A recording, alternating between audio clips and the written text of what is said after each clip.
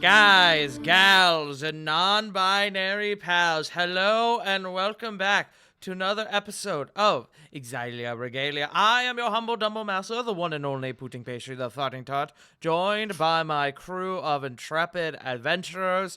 We have the Punkyard Dogs, the CGs, the Joe Mojos, the J Frost 747s, and the Wicked River 97s. Hello, friends. How we doing today? Yippee! Y'all ready to commit patricide today? Possibly. No. Why would we do that? Well, Not patricide. why would we do that? He's on our side this time. Ah, yeah. Well, For his funs. son's side, but For funsies. For puns. Yeah, yeah. I'm gonna hit you with a brick. Yes. Yes. But, Mm. my friends, without further ado, we got to get going. So let's go ahead and do some test rolls. Yeah. 18. That's a 12. 5. All right. And- The next one's Rovan. This is the big one. Oh, so close, mind friend. Alrighty. Alrighty. So, my friends, without further ado, I would like one of you. Hold on. Actually, I won't do the music yet. About started the boss fight music. I would like one of y'all, because it's been a couple weeks, and memory can be a tricky thing. I would like someone for inspiration to recap what happened last session. I will do this. CG will do this. Yes. So. We killed a god, and I took its heart, and I offered it up to its two siblings. Don't worry, it's a good thing. As we put the stillborn to rest, and, well, the, Loba and Buho were pretty pleased and bestowed upon us some excellent power.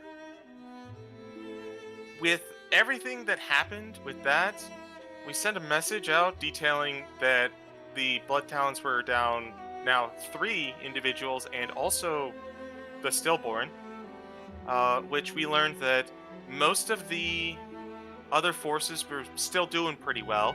Glad to hear it. And we continued on our way down,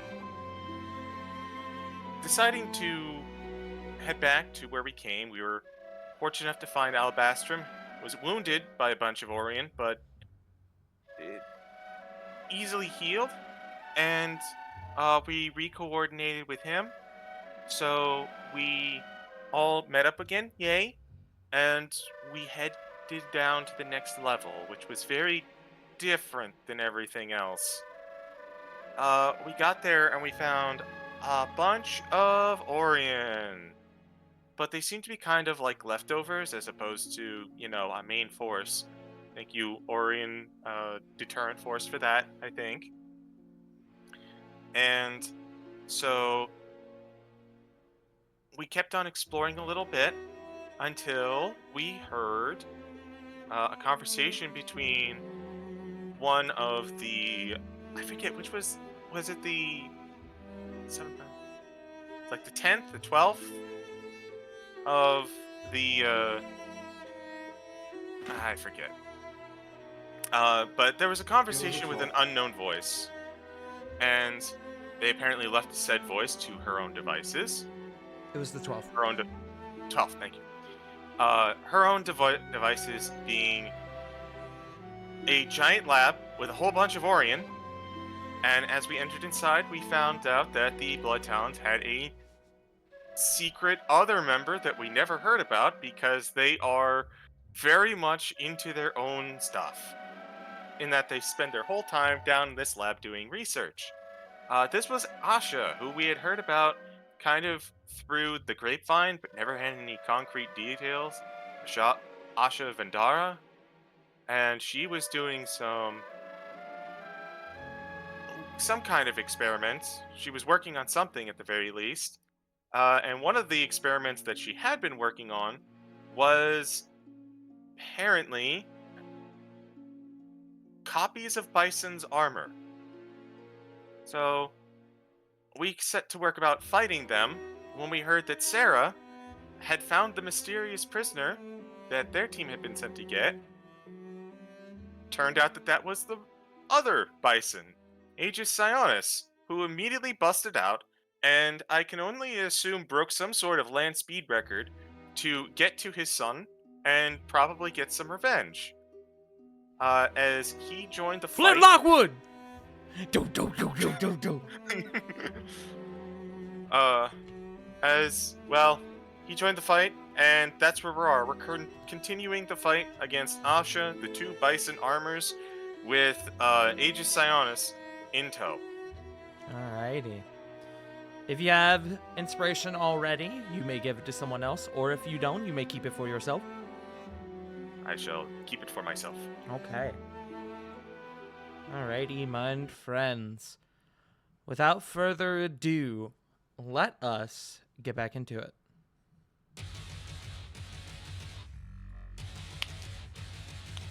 Yeah, I'm using this song again. What fucking about it? My friends. Here.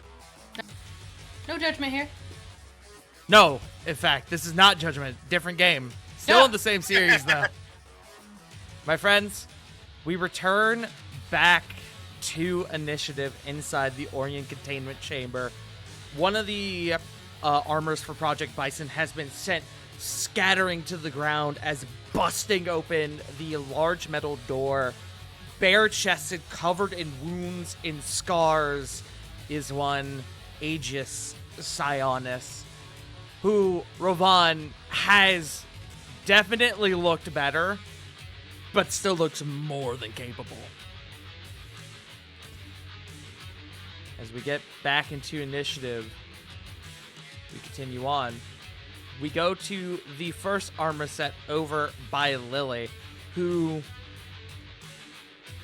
the head sort of tilts in and kind of looks in the direction of the new enemy combatant, but then quickly refocuses its attention back on you, Lily.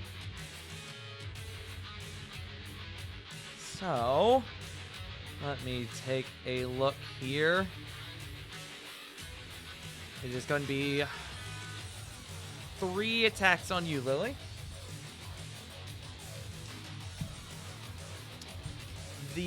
I'm going to just roll all of them. First is a 33.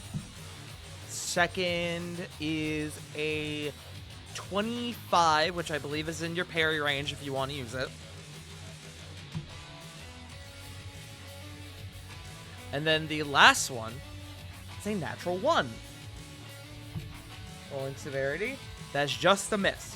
So, would you want to burn your reaction for your parry? Yes. Okay. Then only one of these will hit you. So let me first. I guess I probably should have actually, because there's a saving throw on them. I probably should have done the damage first, but whatever, it's fine. Okay, Lily, that is going to be on the strike that hits you. That is going to be 31 bludgeoning damage, and I need a strength save. Also, I just now realized your HP isn't showing. I thought I fixed that. Oh well, it's fine. I can do that now. Says strength save. Strength save. 24. 24. You are fine. You are nearly knocked off your feet, but you stay standing. Okay. With that, that is his action. This man could probably fucking just one hit me into a goddamn wall like it's nothing. It's possible. With that, that is going to be his turn. Just need to double check something. Okay, yeah. That is going to be his turn. We go to Kore.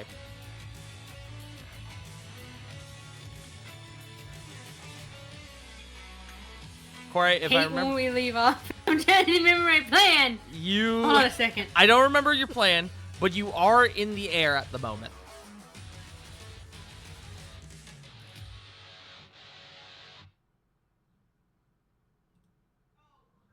Also, Check now okay. that that's gone through once, I am now going to change the song.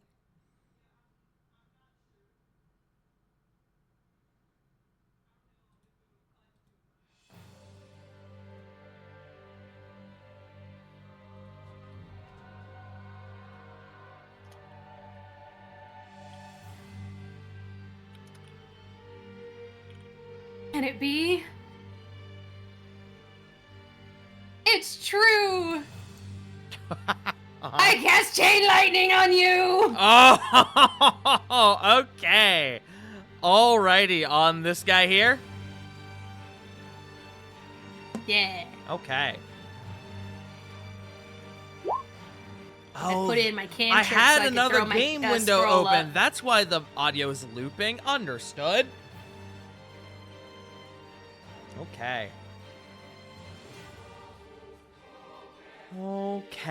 Okay. Chain lightning. I need to check something real quick.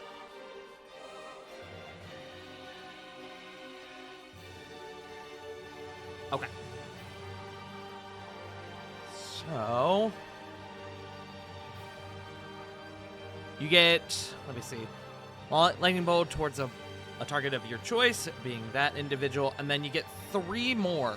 So how many? So with each target, it has to be another 30 feet.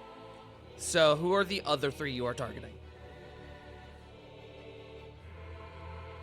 Within 30 feet of the first target. I think I just have to focus it all on that one guy, but that's okay. Let me Well- check. I misread. I thought it was 30 feet with it. It doesn't matter. It is If you 30. target It is 30 feet within the first target. So if you want, you could pick this guy, and then all 4 of them will be within range.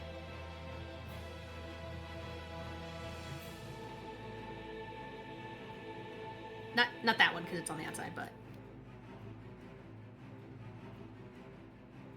I appreciate you, God. Wait, which one? So are you attacking this guy? Okay. And then pinging off to the other 3. So this guy, and this guy?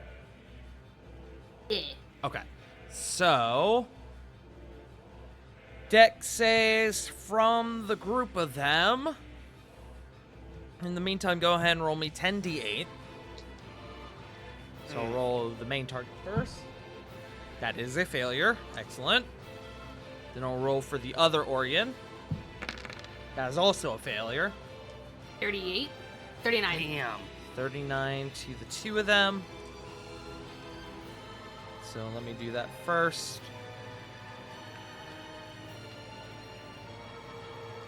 Okay. The one over by Cedric is now looking very, very rough.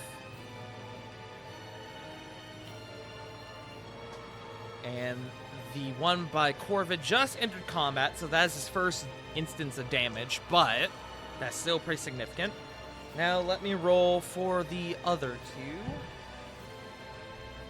2. That is a pass from the first one. The second one failed, though. He is not going to burn a legendary resistance. So, let's see. I need to do some math here.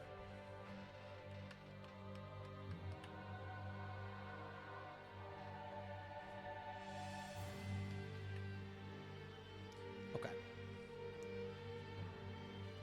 As the bolt goes out and seems to sunder the 2 Orion closest to your party, the bolts also fly off and connect with the 2 mechanical constructs known as Project Bison. And you notice that a lot of the energy that courses through this seems to actually be absorbed by the storm hammers they're wielding. They do seem to be damaged by this chain lightning you've created, but maybe not as much as you originally would have suspected or liked. That is your action.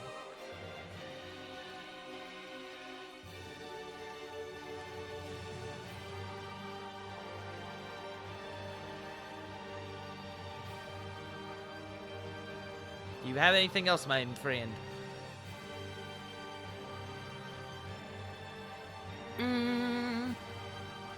The float.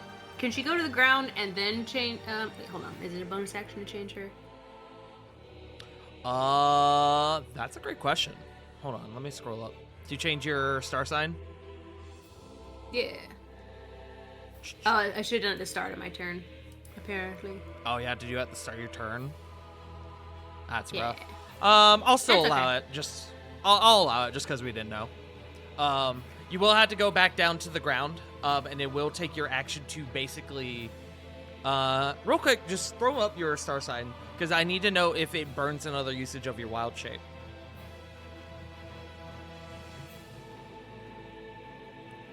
Okay, yeah. So it does expend another usage of your wild shape to change it, but you can't. I will allow you to do that. We'll just say that you did the chain lightning afterwards. So you drop back to the ground. What are you changing your thingy to? The Archer. I'm going to move you, but that's only because I can't access all the little tokens here. But I will put you back in a second. The archer. I don't have a token for that, so I'll just give you. I'll give you a turret. Nice. All right. The engineer's turn is over. Is that your turn? Yeah. Okay. Doing that at the start of your turn does make you technically fall to the ground, but I trust with your dumb monk shit and slow fall that there's literally no way you'll take damage from 20 feet up. So, with that being said, we will go to the large Orion. There's currently one in play who is not feeling too happy that he just got zapped. He also notices that there is, in fact, a quite significantly large threat behind him. He is not a smart individual. He does have average wisdom, though. He is... I think he's going to attempt to flee. The question is he smart enough to disengage, or is he going to just try and run and use his dash action? So I'm gonna make a wisdom check for him. That is extremely low. He is not going to use his action to disengage, so I will allow Flit and Cedric to make op attacks on this individual. Start with Cedric while I boot up my stat block. That's fine. Cedric was using, I believe he was using Dragon's Bane. Or was he using Gravebringer? Hold on, I guess. Okay, he was using Dragon's Bane. He does get advantage because Flit's on the other side. Well, wouldn't you have it?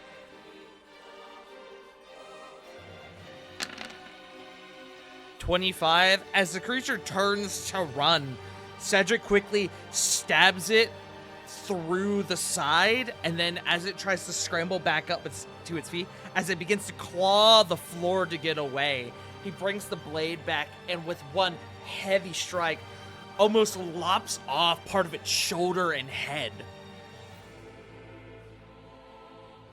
He is down. With that, we go to Corvin. Corvin, there is a whole guy behind you. About that. Okay, so kind of a... Sorry, I'm trying to find words. English and amps hard. If I... Mechanically speaking, if I move to, like, this other corner here, would I have to, like, would that restart the counter on working on the console here? I would need a concentration check. Because since you are in the corner, we can say you were working on this console, this part of the console here, so you could do it there. But due to the nature of you repositioning, I will require a concentration check. That's fine. I can do that. Okay. this isn't concentrating on a spell, so I don't think Warcaster It does not. No. would. Yeah, I don't think that would take. So that's fine. The Okay. other thing I need to know: are you using your action to disengage? Well, I technically don't need to because face step. Ah, valid. Okay. Shroop. So face step, and then again, I would need a concentration check. Concentration. Yep. All right, here she goes. That's a 19 there, Haas. Okay, excellent. You are able to continue your work without, without losing your place. Remind me, just because it's been 2 weeks, what is Corvin attempting to do in this moment? Okay, if I remember correctly, it was disabling the pods so we don't get overrun by Orion. Okay. Go ahead and make me an Arcana check. I can do that. 25. Well done. This technology is foreign to you, but its layout is relatively simplistic. You're able to navigate it with relative ease, and you are quickly able to find what seems to be the settings for the containment protocols, and you are able to start combating those. On the next legendary action, or the next layer action, no enemies will spawn. Woo! Well done. I do have movement left. I'll risk getting eaten by Big Boy to the north. Okay. I feel like that's enough. Asha is now noticing Aegis enter the encounter, noticing what you're doing, is now a bit conflicted.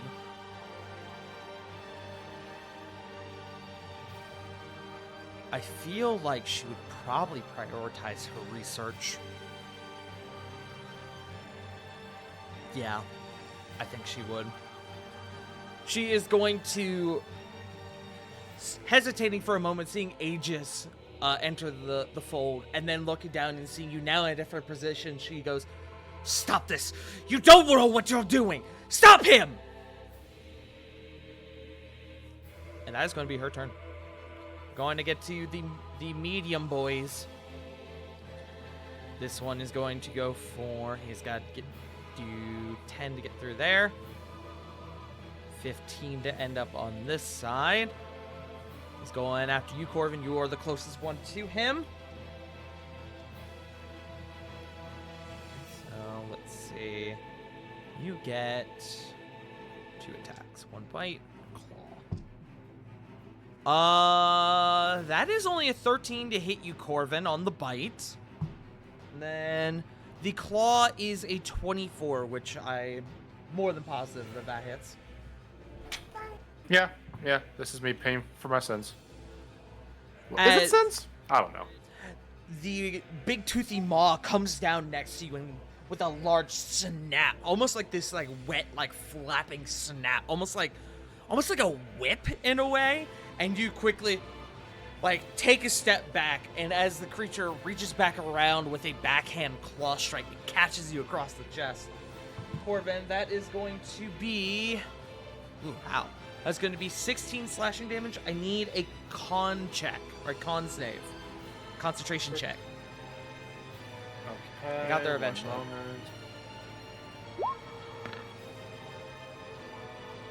16. You hold. Well done. This other I one. have a reputation to uphold. Fuck you. This other one, again, seeing the closest creature to it, is going to come for you. Copy. They don't get advantage, though. They don't have strategic minds, so it doesn't... And even if they do, it doesn't have a exact positioning to where it could incur flanking on you. So these will be straight. Does the 15 hit? It does not. Nice. Okay. Second. Second is a 23. So another claw attack on I will use my reaction for silvery barbs. you. Okay. Doing math.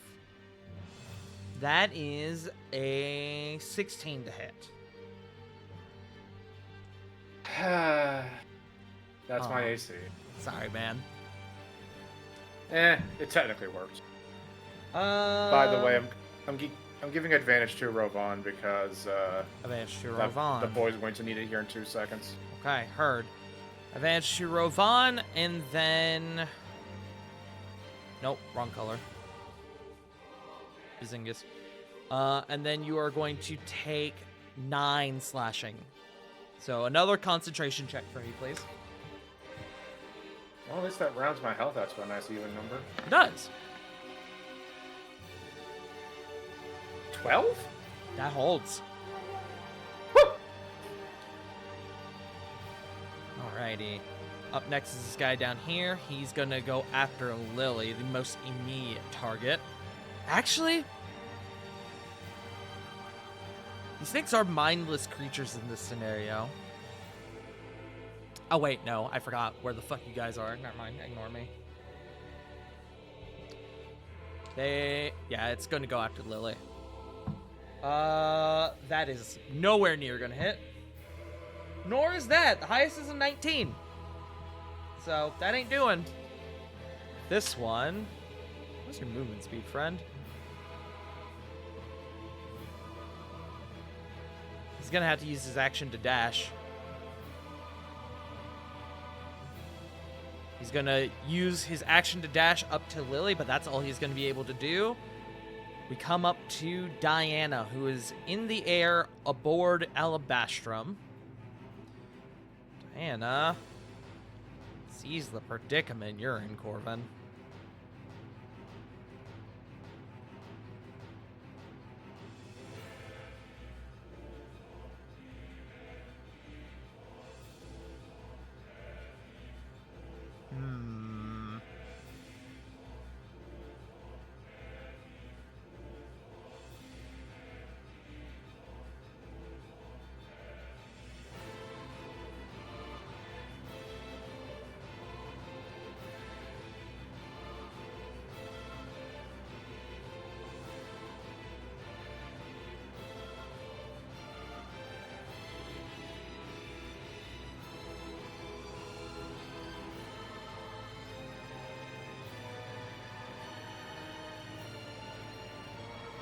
Yeah, she is going to hold her action for Alabastrum to descend again. I'm going to adjust her position to here for what she's going to do. But Diana is going to be holding a spell that we'll get to in a moment.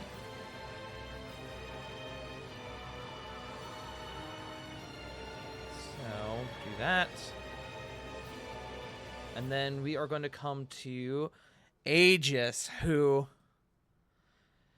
now stepping into the confines of this chamber, turns and looks to you, Rovan, and he looks like he's going to say something. And then as the other suit of armor belonging to Project Bison begins to straighten itself up, it gets back into its combat position. Your father goes, piece of scrap. This bitch took my armor. And he is going to use his action to rage. Or his bonus action to rage. He's going to swing around to here. And he is going to use his action to try and pry the Stormhammer from the hands of Project Bison. So, athletics checks on both their parts. Now, they are both raging, so they both get advantage on this, so this is going to be interesting.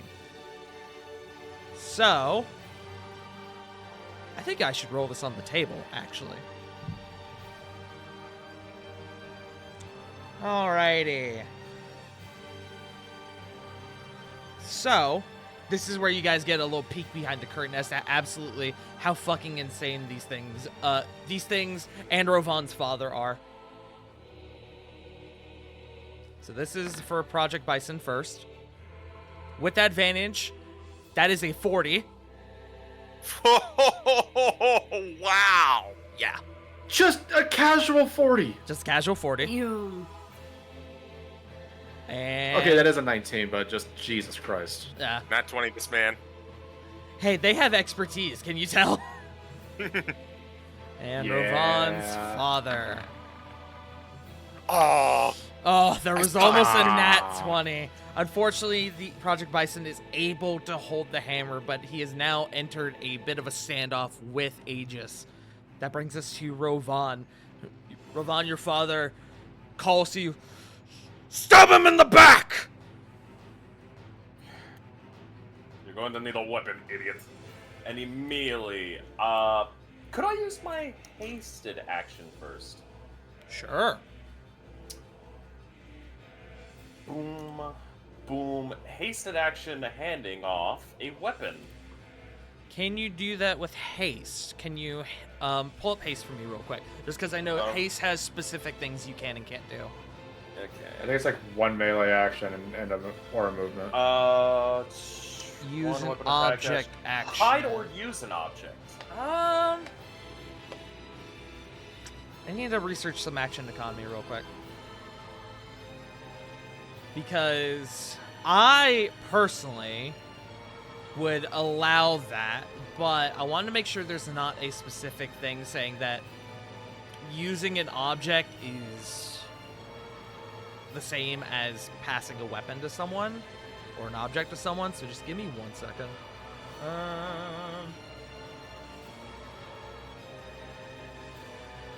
Interacting with objects around you.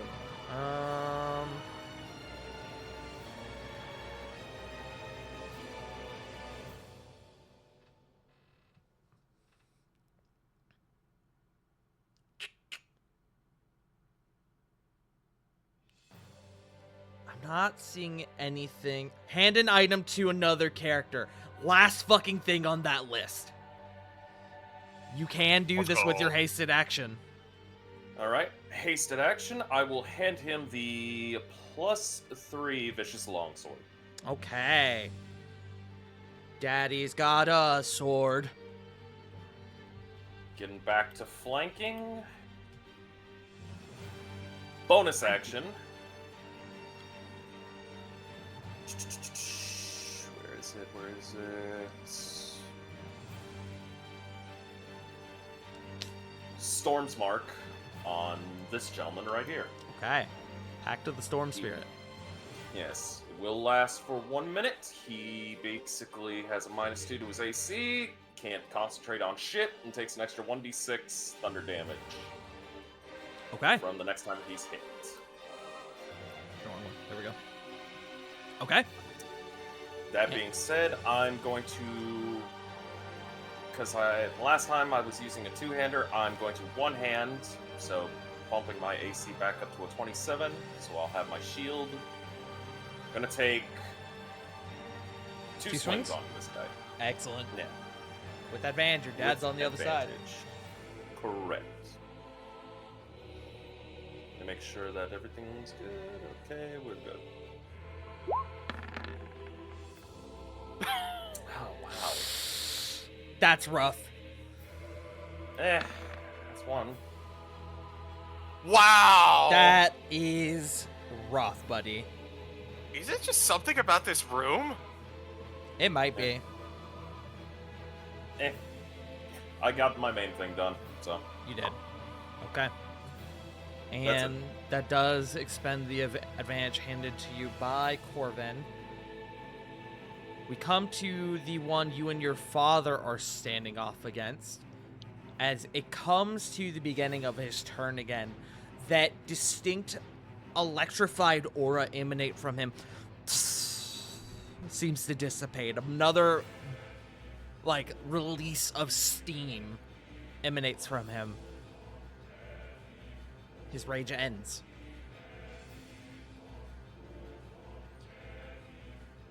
With that being said,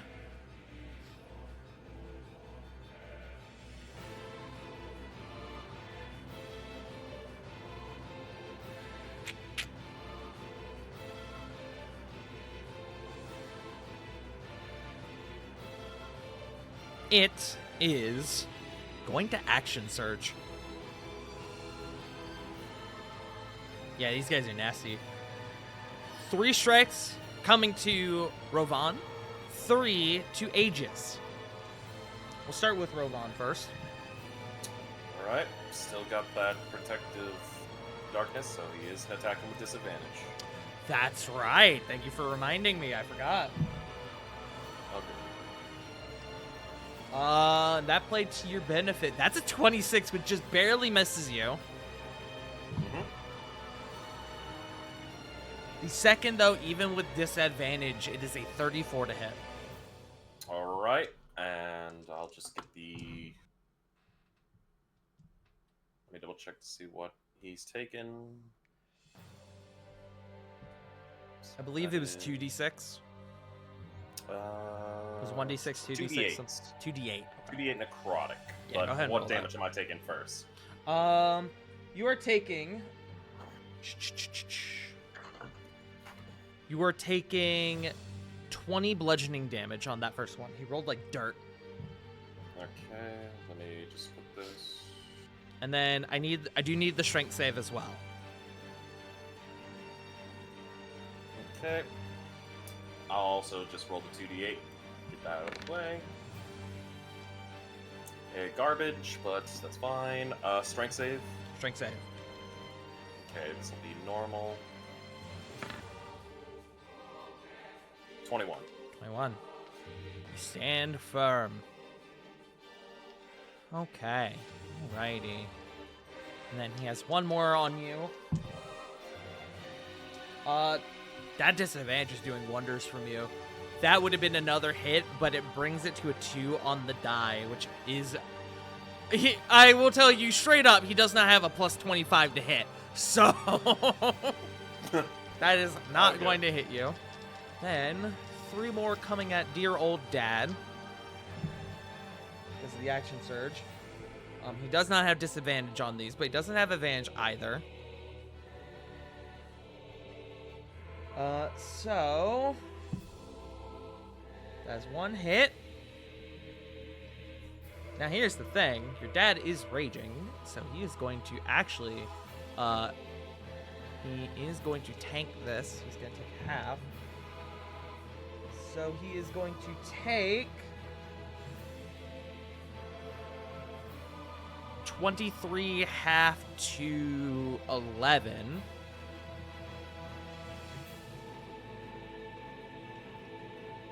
On the first. Second. That is also going to hit. Oh, I need strength saves for him. Hold on. Unfortunately, I don't have a sheet up for Aegis. So I have to roll his saves and stuff on my end. That's more than going to save. Second attack on Aegis as a hit. Let's see. Another garbage roll on damage. Good. That is 17. Half to... What would that be? 8.5, so half to 8. Another strength save. That is going to pass, I think. Yes. Excellent. And then, ow. Just bonk my desk. And then last one. That is just barely going to hit. I think. Yeah. Excellent.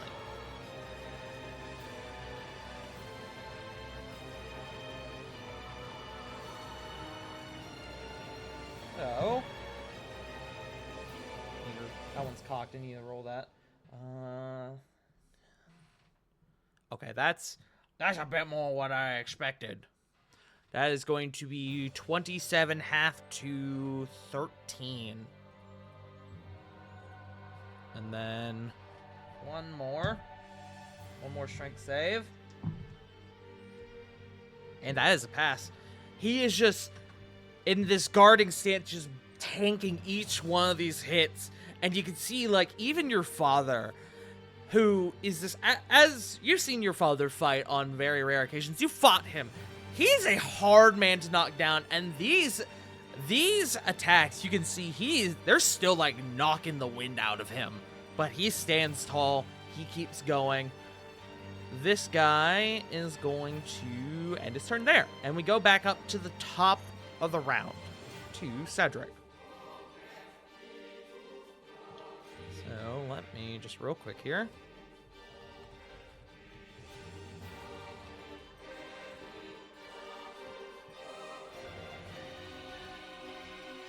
Just making my notes for round tracking.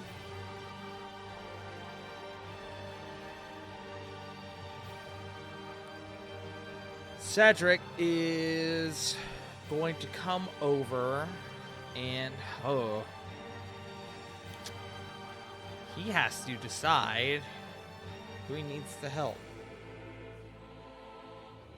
Flit is right there.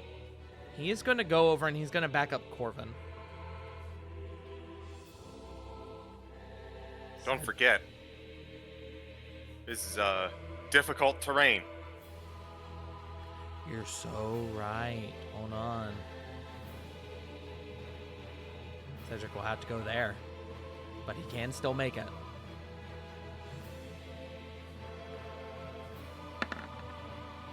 As a natural one. Oh, wait, I didn't roll it with advantage. Hold on. Advantage on the first one. 22 will hit. Then 3 more. And 33, 17, 24. All of those will hit. Just going to dish out some numbers real quick. We're just going to do a little bit of math together. 12 plus 14 plus 17 plus 17 is a grand total of 60 even. As he comes over and begins to cut down one of the ones accosting you, Corbin. Cedric.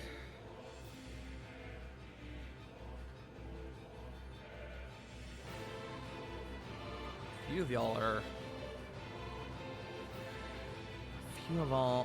are starting to hurt. But that requires his action. He can't do that. Okay.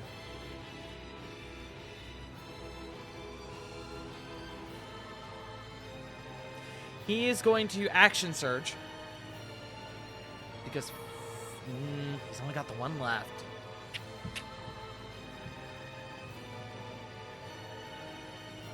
Yeah, fuck it. He's going to action surge. And he's going to invoke his inspiring surge. Ravon, you may now use... Ravon and Lily, you may now use your reactions. Oh, wait. Lily has already used her reaction.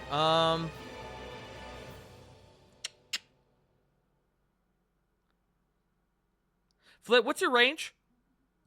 What's your melee range? 5 feet. 5 feet? Damn. He will Inspiring Surge Aegis, and Aegis will use his reaction to make a op attack. So, Ravon, you and your father get op attacks on the guy you are trouncing upon. We'll do that in 1 second. Cedric is first going to attempt to bring down this one in front of him. 17 or 10.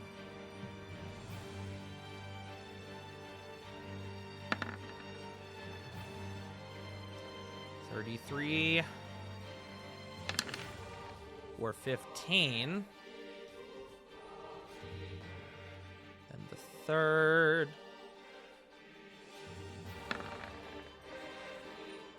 30. 19. That last one will bring it down.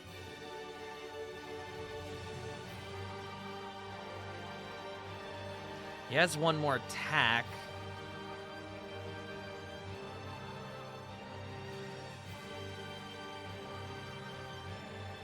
Fuck it all up for this. He's going to then use his free action to swap weapons to his longbow, and he's gonna actually hold on.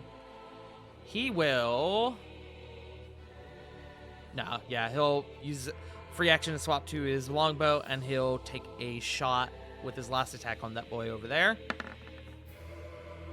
That's a 27 for 7 damage. While that is going on, Rovan and Aegis, you both may use your reactions to make one attack on this boy here in front of you. All right. You both get advantage. I'll roll Aegis on my end. Ooh! Good thing you handed him that vicious longsword. That's a natural 20. Good. Nasty. 25. 25 will hit. You cut his AC. Excellent.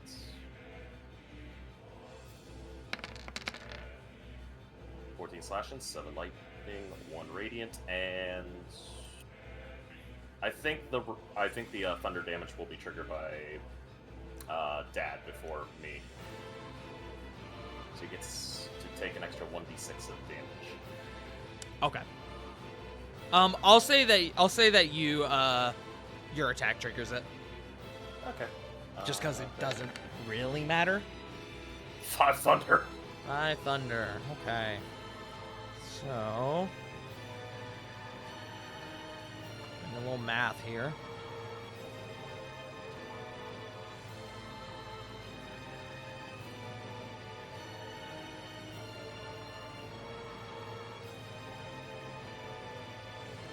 And then your dad, he is raging, so he gets the rage damage.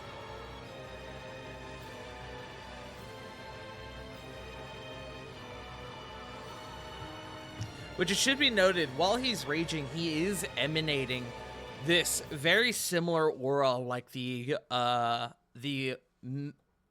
constructs in front of you are emanating. You can see there is a little bit of lightning surging through his hands as he takes these swings. He, above game, he... Oh, wait, no, it's when he enters a rage? Oh, wait, no, on each attack. Okay, great. So, it should be known, your dad, he's a storm barbarian. Hmm? His storm aura is increasing this damage by 8d6 lightning because it's a crit. Nice. Then he gets, let me see. Vicious Longsword. It is a +3, so... It is a +3. So he's getting his strength +3. He's getting 2d8 plus 2d6. As well as an extra 7 damage of the weapon's type. Oh, who am I kidding? He's wielding this thing two-handed. So 2d10 plus 2d6 plus 8d6 from his storm aura. And what else? Plus an extra 7 due to the fact that on a roll of a 20 with your attack roll with this magic weapon, the target takes an extra 7 damage of the weapon's type. Hold on. Oh, they And changed it's not it. attuned. Oh, hold on. I think I might be looking at the new Vicious Longsword. Because the new Vicious Longsword says 2d6 instead of just an extra 7. Ooh, interesting. Yeah, that's the 2024 Longsword. I see. Okay, well, we're not doing that right now. So it will be just the +7 plus the 8d6. Good God. Okay, hold on. So I need to do some math here first. Mirth. So his strength is not that high anymore because he doesn't have his gear. Oh, that's right. His athletics check would not have been as high when he tried to take the hammer because he doesn't have his gear. Because above game, I'm using his sheet for him, but I'm just having to do adjustments on the fly because he's not wearing like his gear or anything. So his strength normally would be that much. Plus, that.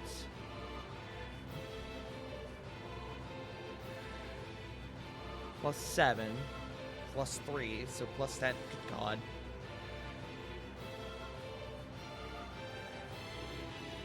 My man still has a whole fucking, like, plus 19 just from passives on this. This is not even including the damage from all the shit he has yet to roll. Okay, so 2d10. God, I'd hate to see if this fucker had brutal. If this was brutal critical also getting rolled in. Oh my God, I forgot about brutal critical. Hold on. I do actually have to double check. I don't think he has brutal critical because he is multi-classed. Oh, that makes sense. Ah, didn't know how many levels of barb he was in. I'm double checking. Yeah, I don't have brutal critical on his sheet.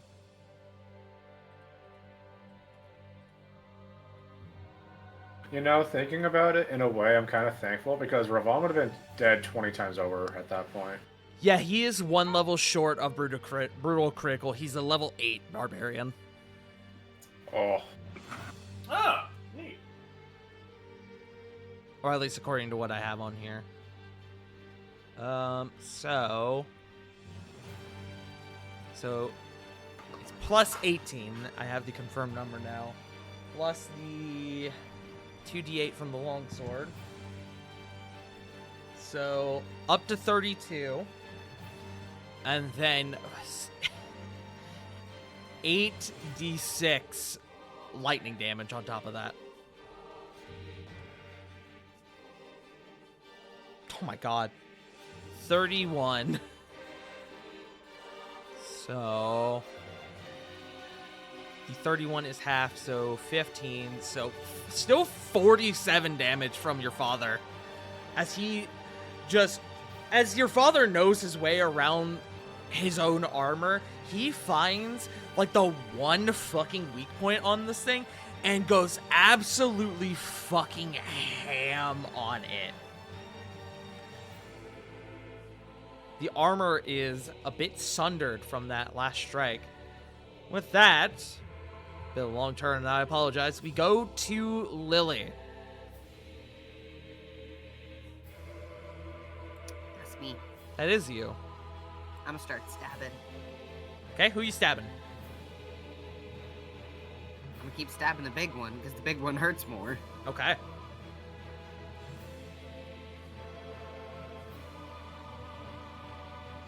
My microphone was. Hey. Oh, you bitch, motherfucking! Sorry, friend. I was cucked out of that. Put right into the fucking chair. Oh, Hey, made up made up for for it. 6. Jeez. 23. Well done. I got one more. Got one more.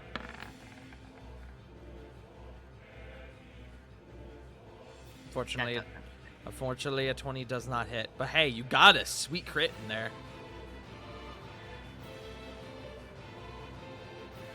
Is that your turn, Fred? That is my turn. Okay. That brings us to Flit. All right.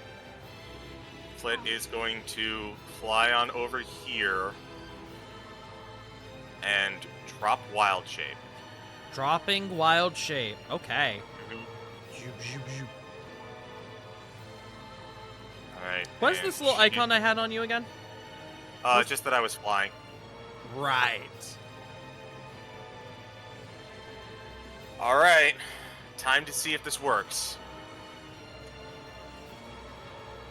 Flit is going to reach into her bag and produce something that she picked up from Arxis recently. Uh-huh. And she's going to pull out the Cubic Gate. The cubic gate. Okay. The large cube object sits in your hand. The 6 individual buttons on the side, tantalizing you. All right. I'm going to use the Cubic Gate to use what it's intended for, the gate spell. The gate spell. Alrighty.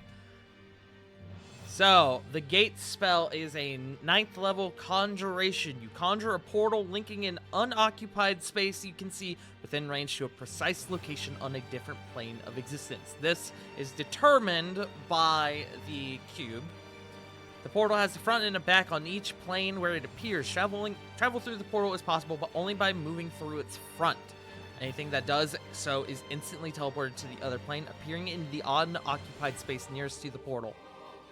Deities and other planar rulers can prevent portals created by the spell from opening in their presence or anywhere in their domains. When you cast a spell, you can speak the name of a specific creature. A pseudonym, title, or nickname doesn't work. If that creature is on a plane other than the one you are on, the portal opens in the named creature's immediate vicinity and draws the creature through it to the nearest unoccupied space on your side of the portal. You gain no special power over the creature, and it is free to act as the DM deems appropriate. It might leave, attack you, or help you. When are you opening the portal to, my friend? I'm going to open the portal right underneath this guy, 5 feet, exactly matching his space, to the astral plane. It does have to be an unoccupied space. Oh, it does. I missed that part. It does have to be an unoccupied space. I'm very sorry. Okay. It's okay. I will reorient my turn. You know what? I already went this far. I'll just switch tactics, I think. Okay. I am going to use the cubic gate, but instead of gate, I'm going to cast plane shift on it. Okay. I believe plane shift. I have plane shift. Why am I looking at something else?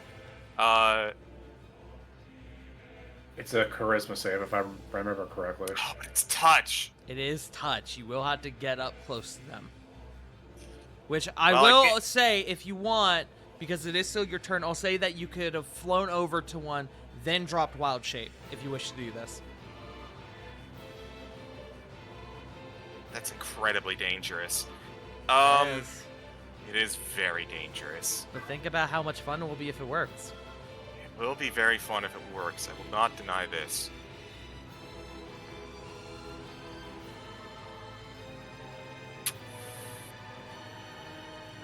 I could also, hear me out. If you want me to really make this encounter fun, I can. I'm listening.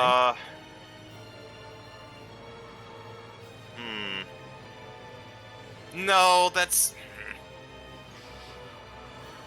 Okay. I'll tell you what.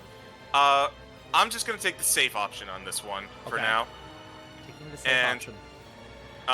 I'm just going to restore myself as a... I'm just going to wild shape again into a...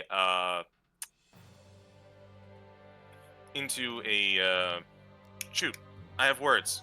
I can- I'm sure you do. Yes, I have words. I'd like to spit them out. I'll just... You know what? Screw it. I'll just stay as an air elemental. Okay. Staying as an air elemental. That was a lot to do nothing. I know, right? It's okay. Alright, and I'm going to... I can occupy this space because I can do that. So I'm going to give Lily advantage while I attempt to work on these weenies. Alright, attack the weenies. This guy down here, I Alright. presume? Yeah. I don't have advantage on him, but... let's see. So that is a d20 plus 8. 21? That will hit. I'll roll again. Pretty sure I'm not going to kill him. That's not going to hit. It's a 13. 13 does not hit. Yeah. So that is 2d8 plus 11. Oh, 21. 21. Okay. He is still And- up, but that hurts. Yeah, and that I think is going to be my turn. Okay. We come to legendary actions. Both of the Project Bisons are going to make swings. One on Rovan, methinks. Hold on, I'll actually roll for that. Yeah, it's going to go after Rovan, and then the other is going to attack. Gonna attack the air elemental that is beginning to get up in its business. So starting with that, starting with the one on Uflit. All right. It's going to be a 30 to hit. Yeah, that's not a surprise. It's going to be 36 bludgeoning damage. All right. And I don't think you Uh, can be knocked prone. Correct. So you are immune to that effect. This is magical, so my resistances don't mean jack. Correct. And then this other one on Rovan. It has disadvantage against Rovan. That is a 25 to hit. That barely misses you, Rovan. Mm-hmm. Which is a bit insane to say, but hey, you know, I'm doing it too.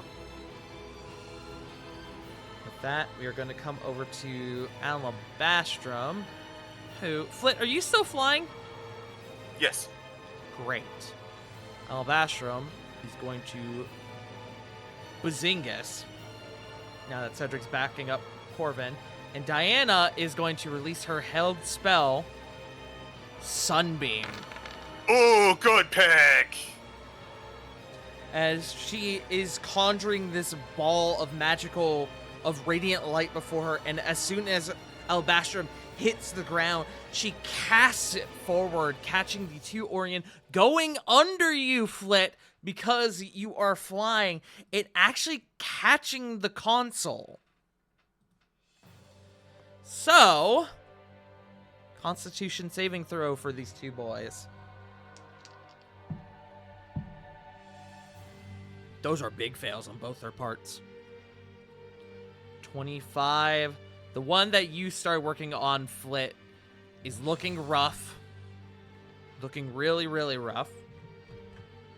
The other one, though, that's his first instance of damage. And then I need to roll for the console.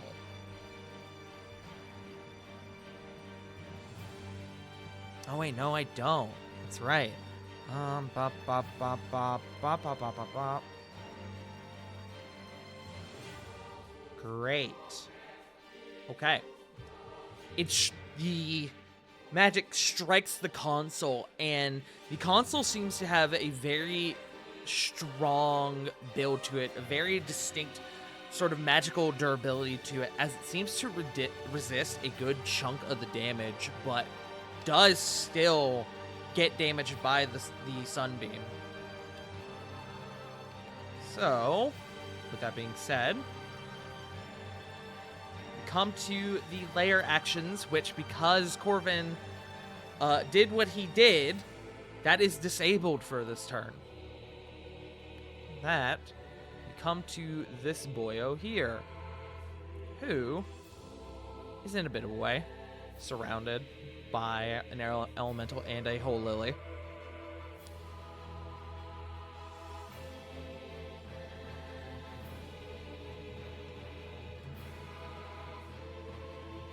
Let's see.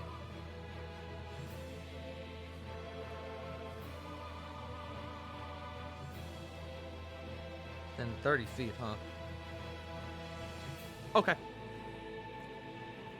The creature, the construct before you guys, seems to start charging up. Electricity starts to crackling across its body, and you watch as a part of its chest opens up, and there's a large meridium core, it looks like, and it reels back, and there is a release of energy outwards. I need... Hey guys, don't be mad. I need Cedric, Corvin, Flit, Lily, Diana, and Alabastrum to all make me Constitution saving throws as it is casting Destructive Wave. Oh, yeah, that'd do it. It is casting. Constitution? It is casting a spell. It is casting a spell. Wait, I used my reaction earlier. Son of a Dead. bitch. Oh wait, that's not it. That was intelligence. Okay, that's fine. Go ahead and reroll. Thank you. 23. 23. Okay. 17. 17. Flit, you are within Lily's aura as well. Well, that's a 30 plus. Great. And then I just need to double check. Okay, great. And then let me roll for Cedric. 23 from Cedric. Then we do Alabastrum. Rough for Alabastrum. And then Diana. 21 from Diana. Okay. The only two who fail are Corvin and Alabastrum. Oh, Sorry, man. that's fine.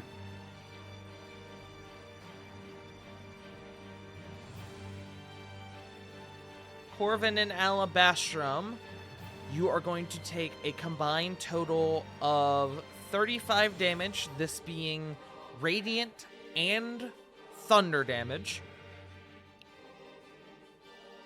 Let me get my calculator out. Hang on. Is it 35? 35. Okay, no. Give me a second. I have... Okay, great. Not terrible, but not good. And the two of you are knocked prone.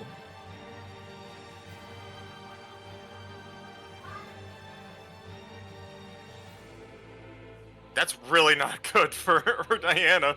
No, Diana is going to spill out onto the floor there. In fact, Oh yeah, I guess he was close to the floor, so he was probably close not a to lot. the floor, so she doesn't need to make a roll to catch herself, which is good. However, she is dismounted. And then, so the rest of you, I have lost my thing. There it is. So the rest of you are going to take...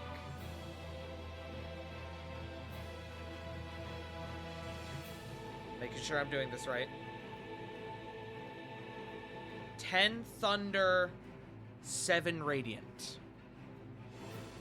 Okay, So 17 I- damage. Diana... I No, go ahead. am going to take 5 thunder because air elementals resist that. Yes. Diana is going to take 5 thunder and 3 radiant. And Corey, you are going to take 5 thunder and 3 radiant.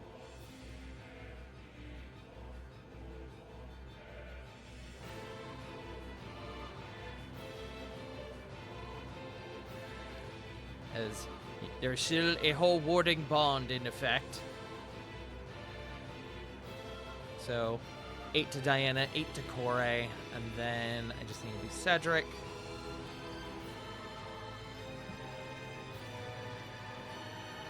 And that will be his action. He's then going to step here. Lily, you do get an op attack on him if you wish to take it. It will be with advantage. Yes. But he was ordered to stop Corvin, so he is moving over there. 27. 27 will hit. Roll damage. Hit this man. 17. 17. Okay.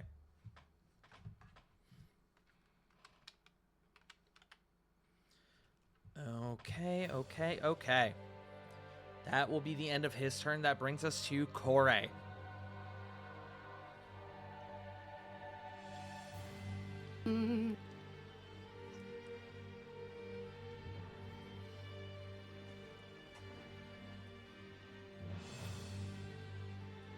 Smacking. Okay, go for a smacking. So 20. That does not hit. Cry. Oh shit. Roll me some severity. Roll me a d20. 10. You just miss. I think one more, right? Yes, with bonus action. 22. Does not hit. That's okay. Turn. Okay. That brings us to Corvin, except there is a legendary action of a man standing over you, Corvin. Hey, buddy. Huh, This, that's unfamiliar. yeah, this is probably gonna hurt, buddy. Downside, he does hit. Right side, not a natural 20. Hooray! Hooray! Corvin. You are going to take 32 bludgeoning damage as the construct comes over, and as you're on the ground, as you're trying to get up, boom, hits you with an overhead strike. It hits you in the hip, right where the thigh meets the hip, and you feel a distinct crack in your bones.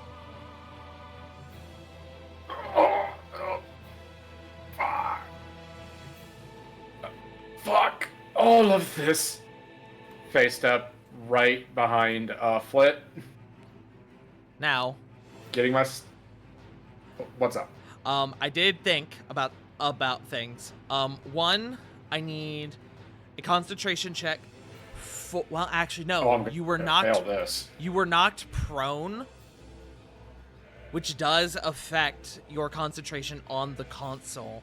The getting knocked prone will reset you.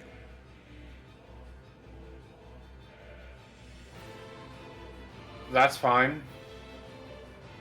I got better things to worry about, like my, health. Like not dying. Yeah.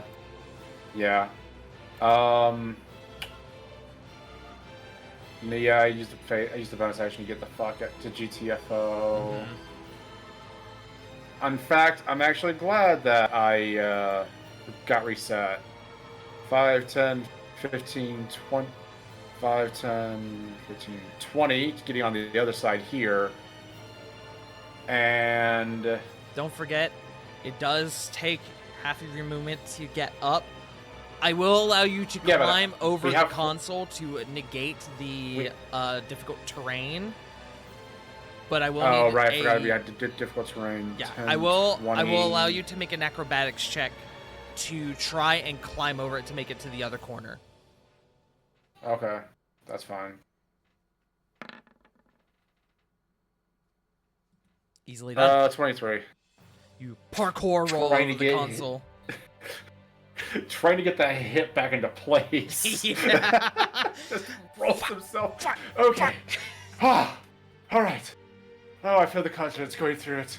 All right, what to do? What to do? I'm just gonna go ahead and just get started here. Okay, make me an Arcana check. Perfect. 27. You are back in with no issue. You're able to continue where What? you were, from where you were. Yeah, he just looks. He just looks towards Asha. You know, you are going to learn a very painful lesson, and how much of an annoyance I can be. And that's going to be his turn. The bison over by Flit is going to make a attack on you with a legendary action, Flit. Ooh, natural 1! Woo! Hold on, I tried to pick up that dice again and I dropped it. Severity. Flit! Feel free to make an attack back on it, as it seems to get caught up in your form for a moment. No. Can I do something special with this? Possibly. What would you like to do? As I go to make the attack, I would like to enter into it. Interesting. I will require a check. What that check is, I will inform you in a moment. Okay. And by that, I mean I have to figure out what it is first. If it helps, I can I squeeze into any like space of an inch wide, so I can get into all those real nooks and crannies. That does help. No check required as you envelop this thing's form and become one with it as you slink your way into its form. I am going to make you size tiny for the moment. And I am but wing. You are but wing. And I'm going to Bazingus. You are now inside the creature. Nobody can see that. Hold on. There we go. You are now inside the construct. We'll get to that on your turn. Flit has, for the moment, vanished out of sight. That brings us to Asha, who is going to sneer at you, Corvin. He just does like the little rascals like thing with his fucking hand. I don't think a 15 hits you. It does not. You ready as she sneers at you, and she makes a couple gestures on her tablet that she's holding. You prepare yourself, and you quickly bring your hands up, and there's a distinct zap and crackle like what you felt earlier, and you quickly go back to work as you are able to avoid her attack. Could I like just bring up one of the fucking daggers and like mimic a fucking like I don't know, like a Bugs Bunny esque fucking motion because he's feeling cheeky right now. I love it. Alrighty.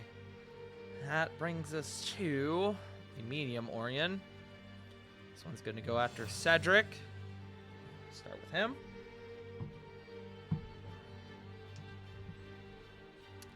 Both of those are going to hit, I believe. Just double checking. Yes. Both of those are going to hit. So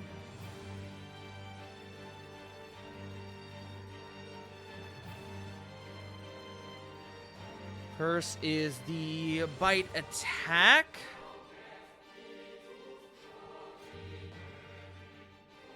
Bite attack. Cedric's going to take 10 piercing damage from that. Then the claw attack.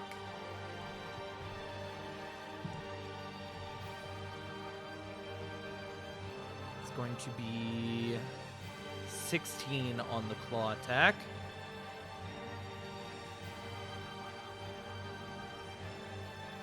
Then these two around you, Lily, are going to start slinking their way around. They are pack hunters. Being together, having a moment to focus on their prey, they are going to evoke advantage. So first one on you, Lily. 22 to hit.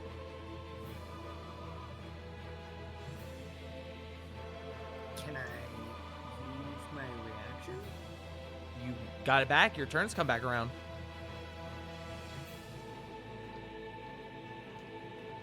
I'll use my reaction then. Because 22 needs. Okay. Parry on the first one. Alrighty. Second. That second one's a 19. That will not hit. We go to the other one now. That is a 26 to hit. That will definitely hit. Also, I forgot to mention, Cedric got grappled by the bite attack from this one up here. Lily, you are going to take 10 piercing damage, and you are now grappled as the thing latches onto you with its big flowery maw. And then it still has claw attack. Even with that advantage, that is only a 15. You are too small. It can't quite navigate its arms to also then begin clawing at you. That's going to bring us to Diana, who is going to look to the one over by you, Lily. The one right here, the one that is super heavily damaged. We're going to do a good old little sacred flint. No, let's do a firebolt. I like firebolt. Diana's been killing it with the firebolt. Sunbeam up. Oh, you're right. Hold on. Sunbeam. Hold on. Hold on. Hold on. Actually, that does remind me. Does she still have Sunbeam up? She does. Let me pull up Sunbeam one more time. Where the fuck are you? There you are. A new line of radiance as your action on any turn until the spell ends. So, a Bajoom. She's going to actually... she's going to... I'm trying to think of a way to angle this, because I think she can technically do... I think she can technically do this from where she's at. She sure can. She can actually do that and catch those two without hitting Cedric.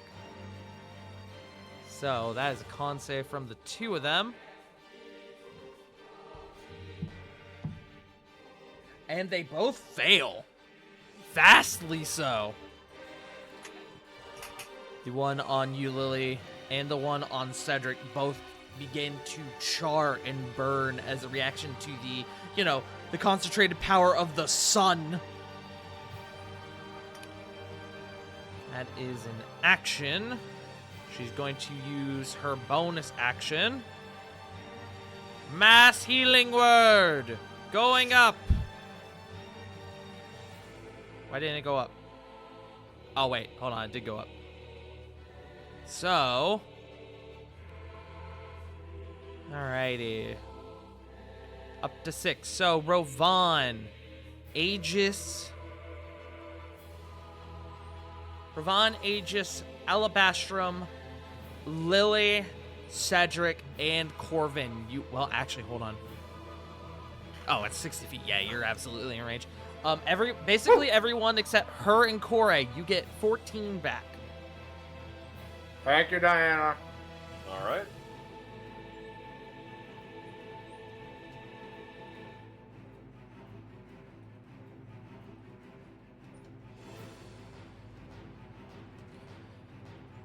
That brings an end to Diana's turn. We're going to go over back to Aegis. As it comes to Aegis's turn, right before it, the one over here is going to make a legendary action attack on him. That is a natural 1.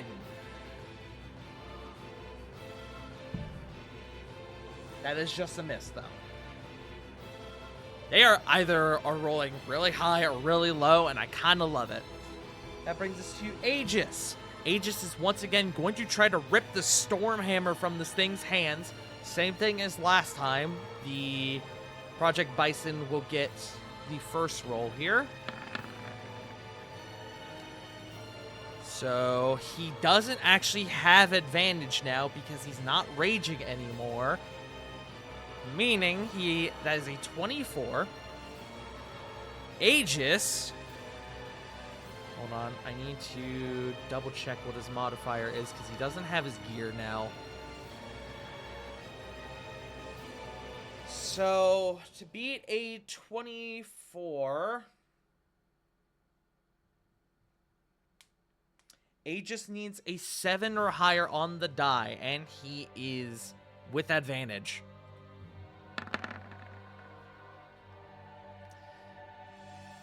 Aegis taking advantage of the combined offensive from him and Rovan quickly reaches over and snatches the Stormhammer from this creature, from this construct.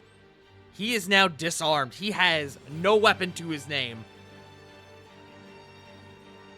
That is his action. Hey, Rovan, Hello. it is your turn, buddy. Yeah. 3 hits. All with This'll be advantage. Yep. One-handed. 31. 31 will absolutely hit. I'll just roll the other 2 attacks. 24, I guess, is gonna miss. 24 just barely misses. There you go, buddy. Fucking 20. All right, we'll handle the non-crit first. Okay.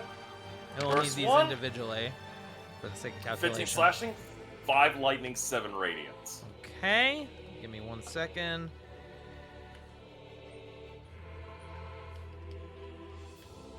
Okay. And now for the crit. This should be nasty. So 15 slashing, 18 lightning, 13 radiant.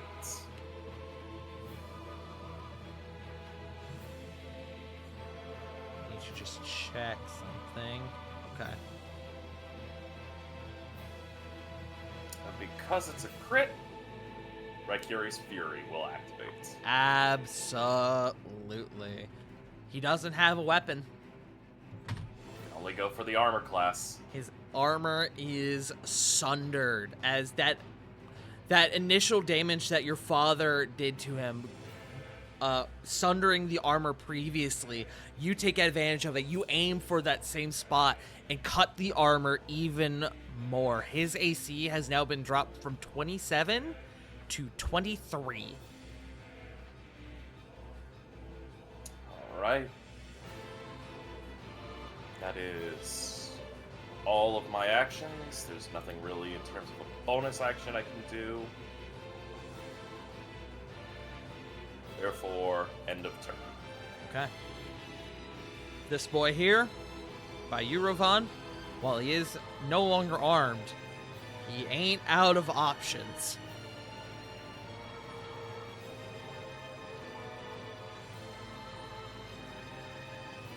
He is first. Just making sure I'm looking at this right. Yeah.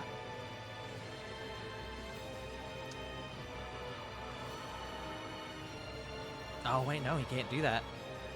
He can do that, though. Hey, I need...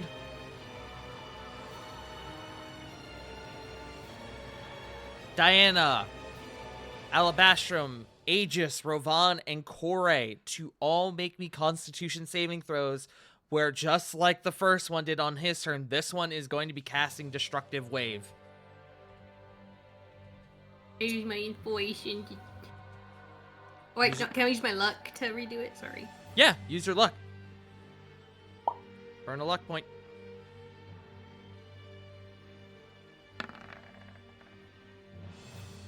$14. Okay. Get a +5. You do get a 19. +5 within range of Rovan. You said Constitution? Constitution saving throw. You said this is a spell, right? This is a spell. Ooh, thank you, shield.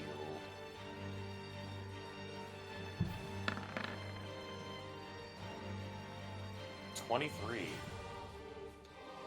And Aegis also gets a 19. 19 is the DC. So, all three of you pass. So, now the question is about Alabastrum and Diana. Alabastrum's already prone. Alabastrum actually gets the aura from Aegis, but it is not enough to counteract it. Diana, unfortunately, is going to fail. He So doesn't get Aegis's... Diana's just outside of range of it. Damn you. Diana Three. found the needle in the haystack between the two paladin auras. Yeah. So, let me figure this shit out. So, Alabastrum is going to take an even 30.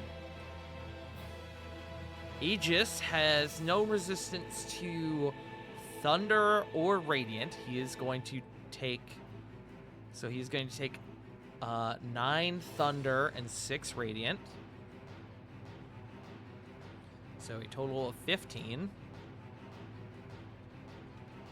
Rovan, you have resistance to which of these things? Radiant or thunder? Lightning, thunder, and cold damage. Okay. So you will take 6 radiant and then 4 thunder. Kore, this is where it gets complicated because you and Diana are taking. Okay. So Diana passed, you didn't. Or sorry, you passed, Diana didn't. But you both have resistance because you're giving each other the damage. So this is a bit weird. So. Okay, so 30 from Diana. And then 15 from you total. So a total of 45. So 45 divided by 2. I'm going to just say for the sake of this, for the sake of simplicity, you both are taking 22 damage even. I don't know if that's truly how the math works. I don't got time to figure it out. 22 total? 22 total. That's what we're Okay. going to say for this. I feel like that is at least somewhat in the correct ballpark. But Diana is thus knocked prone. I also need... I'm going to have Diana just roll the 1 con save. 26. She is safe on the sunbeam. And we are going to come back up to the top of the round again. Just updating my turn counter here or my turn tracking on my notes. And we will go to Cedric, who doesn't like that he is currently being grappled, is in fact going to not that, and is going to start stabbing at this boy. This one has advantage. That'll hit. And then I'm just gonna... I guess I'll do the damage individually. 13. 23. 36. That is, what, 54? 55? Higher than 52, which is what he needed. With this turn, he is able to fully slay this one here. And he is going to use what is left of his turn. 5, 10, 15 on the difficult terrain, and he's going to get here to back you up, Lily.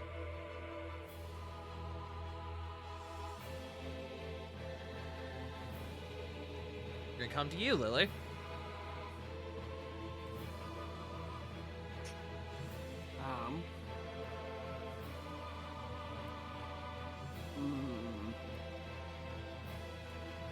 Can I see how the one in front of me is doing?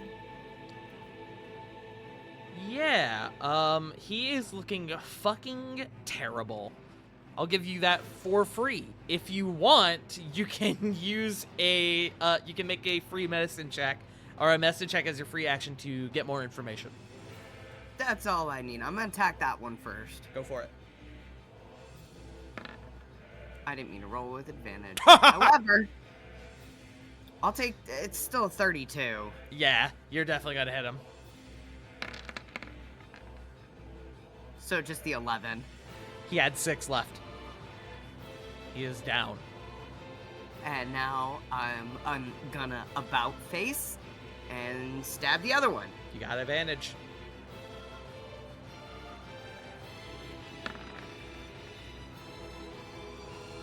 26, I'll hit. 13 radiant, Okay.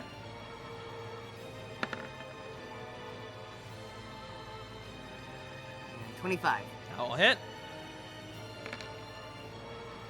15 radiant. He looks oddly similar to the position his friend was in a moment ago before you slayed him. Is that your turn? That is my turn. Okay. This one still has you grappled, but he is looking real fucking rough. We're gonna come to Flit. Flit, my friend, what are you attempting to do? You are inside this creature now. You have begun to encompass its form. You are a storm taken form, and you have slunk into this mechanized creature, this construct. Mm-hmm. What is your plan here? You mentioned there was a core of some sort. There sure is. Can I see that core? The core is heavily encased when it is not actively exposed to do like the attack you just saw. I would need an investigation check. I will allow advantage on it because you are actively inside of this thing. Okay, I'm gonna try it. It's a 19. You are able to find its casing. You are able to determine that it is inside this casing. However, you said you can get into an inch, you can move through inch-wide gaps, correct? Mm-hmm. This thing is pretty much completely sealed.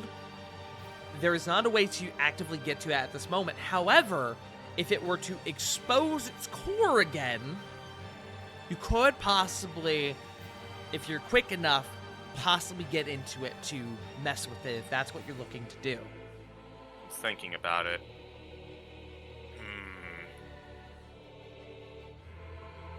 And I'm also thinking of a more destructive option.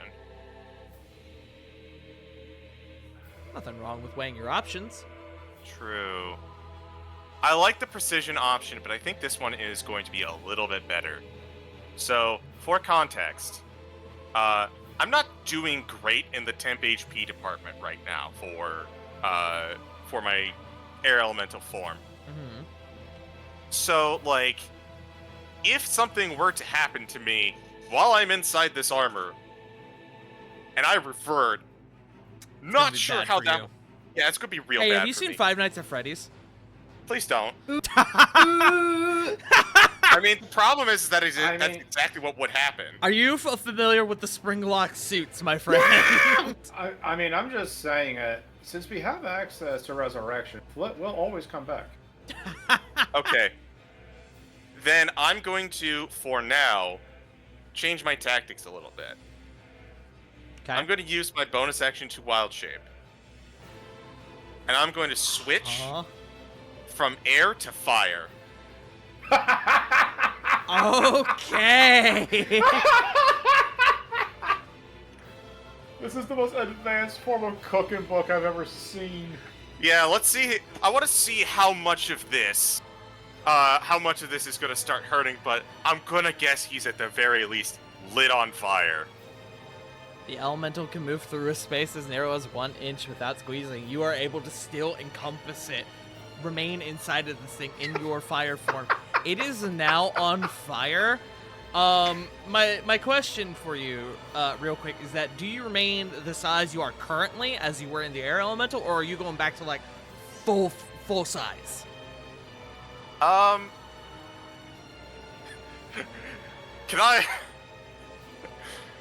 I become the size of the suit so that it just looks like it's full of fire? You have turned this man into fucking oh god, there's a boss from a game. I'm gonna like perfectly layer y'all on top of each other. Bazingus. He is now a flaming suit of armor. He is now pretty much a Digimon. Go ahead, and as you're encompassing his form, go ahead and just do your 1d10 fire damage. Okie dokie. Skull Marimon nods. 7. 7. Okay, he's gonna take 7 fire. Hey, here's the fun fact. With you there, I actually can't reach his token. Oh wait, no, I can. You can. Okay. And just to keep it a little simple. It is the most metal shit you've ever seen in your life, by the way. The rest of you. I'm going to keep it simple. I'm going to attempt to melt this guy from the inside, by which I mean I'm going to attack. Okay. Are you So- perhaps attacking the casing that the core is being held in? Oh, you know it. Okay, go ahead and roll. I will, for the sake of this, because you're literally inside this thing, I'm gonna give you advantage. Okay. I don't see any reason, any logical argument why I wouldn't. That's only a 19 to hit. I'm hoping that his AC goes down because I'm literally bypassing his armor. You know, it's funny that you say that. Because I actually came up with... a AC for the casing should y'all manage to get past its armor for whatever reason. Uh-huh. 19 matches. Oh, let's go! Go ahead and roll your damage. Alright. The downside of the fire elemental is that he can't hit as accurately, and he doesn't hit as hard, but that is still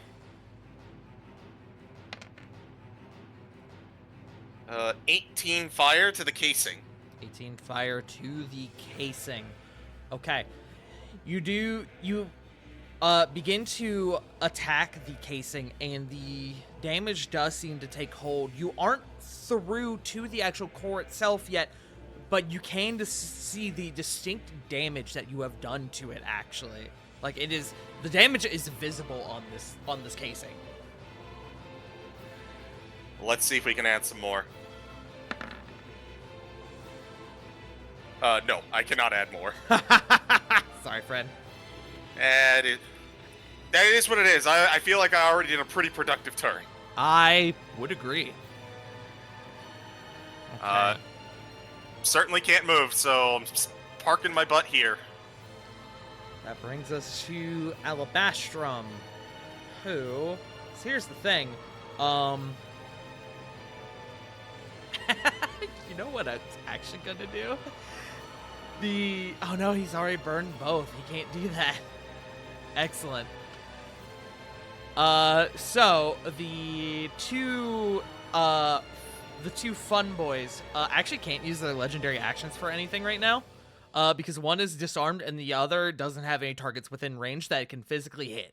So they are going to stand there, and we are going to go to Alabastrum, who is going to use his movement to stand up, and he is going to come here, and he's going to attack the one biting Lily.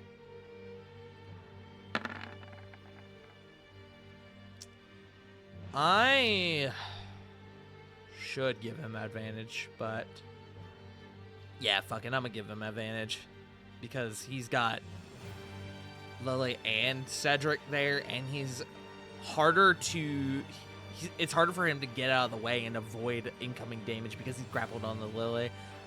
I'm gonna say he gets advantage on this just for funsies, and definitely not because he only has 6 hit points, and he's going to... That's gonna be Alabastrum. We come to the layer actions. Corvin, you are back in, but you are unable to prevent this new set of layer actions going off at this moment. So, let me roll this. Okay. I need... How many do I need? I'm on the wrong page.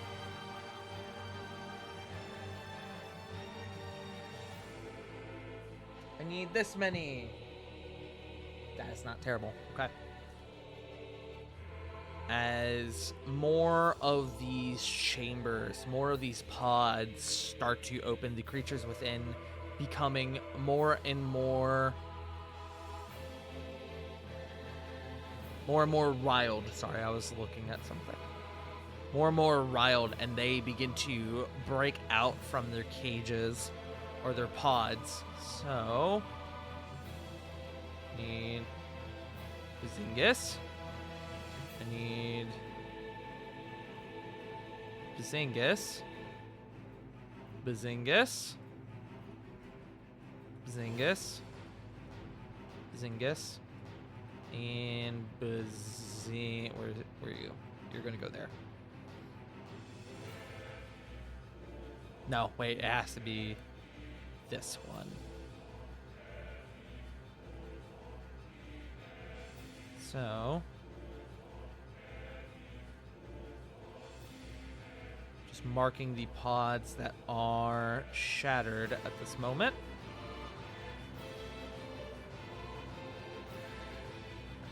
As a number of the smaller basic Orion begin to enter the encounter, roughly 6 of them. Exactly 6 even.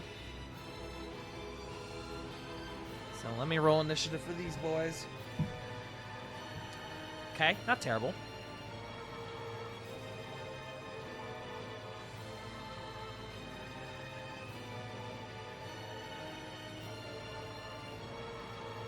Nope, that was wrong. 14. We'll go just before Diana. So, with that being said, we're gonna come to the one that Flit is inside of. It is admittedly very confused. Can it do anything to you, Flit? I don't think it can in this moment. I know what it's gonna do. It is going to attempt to expel you as it is going to begin to crack and zap, and steam is going to release. Hey, Flit.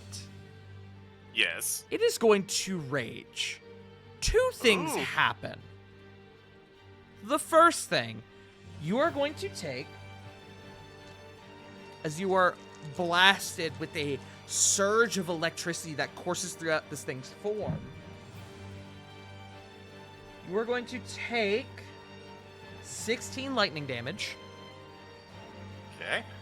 And you Ouch. watch as the casing for the core opens up as the core is going into overdrive to accommodate this thing's rage.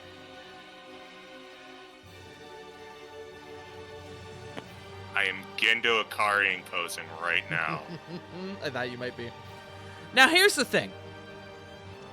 I need to check the fire elemental stat block because I don't know if this thing moves with you, or if this thing moves, if you're gonna move with it. I mean, that's one of those things where it's like, technically I'm incorporeal. Right. Like, I'm just fire. And this thing's a Terminator. We've all seen that scene. That's true. I'm gonna say that as it moves, you are left behind.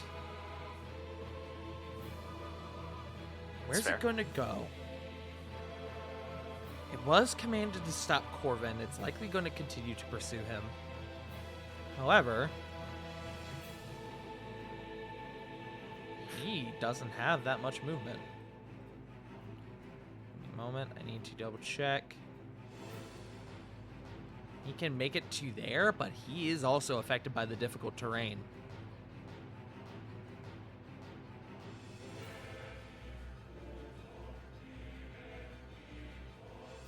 Let's see. Excellent. He is going to look to you, Corvin.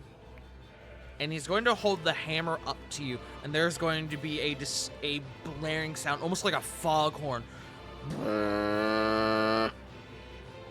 And you are going to feel this compulsion begin to take you over. I need a wisdom saving throw from you as it's going to cast Compelled Duel on you. Yeah, nah, son. Counterspell that shit. Counterspell. Understood. Okay. Yeah, hell no. You're not challenging me to a one-on-one fight. I've run from fights. 1v1 me, men bro. bigger than you. Wait.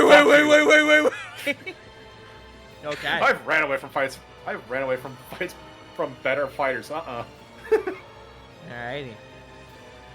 That is going to be him. That's action. That's bonus action. That is movement. That's going to bring us to Kore.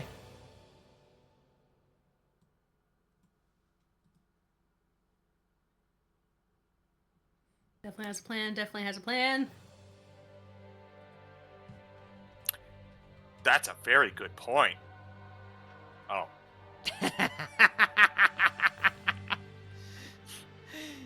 So, you bring up a very good point, Jay That's Frost. right. He came out of rage, didn't he? It's a very good point, Jay Someone Frost. A traditional flesh and blood person would typically not be able to cast spells while raging. Construct. While this is functionally a rage, it doesn't function the same as a rage where it affects their mental and physical capabilities. It is them going into overdrive. If anything, it's almost more like, if you want to look at it from an outsider's perspective, it's almost more of like an action surge that he's technically doing. So he can, in fact, do both. That is the big distinction between these things and your father. I'll tell you straight up, your father cannot do that. These things can. That's a feast of rules, bitch. They are breaking the rules. No, it is a good point. It felt worth mentioning because I was wondering if anyone was going to notice that, because that you all would normally be right. He normally would not be able to do that. But, Kore, it is your turn. Matt.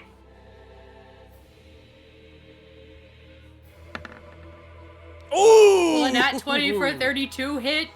Yeah, I'll do it. good shit. Let me continue.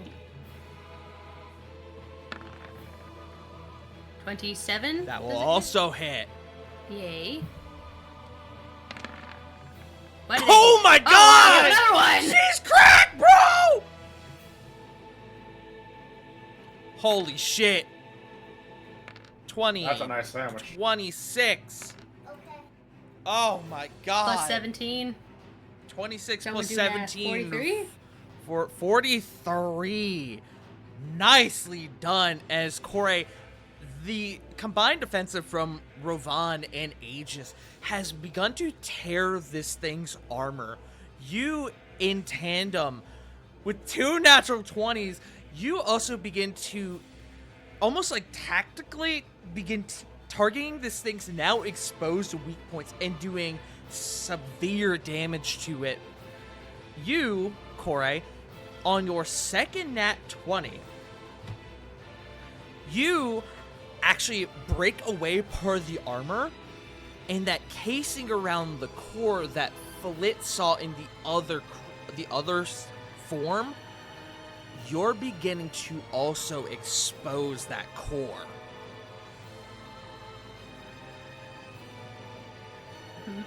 Nodders. His turn. It can the casing on the core for this one can now functionally be targeted, should y'all choose. I see. So take that into account. With that, Thank you. it don't like that you did that. It is going to use its action, or its legendary action. It is going to make an attack on you, but since it doesn't have a weapon, it is just going to make an unarmed strike on you.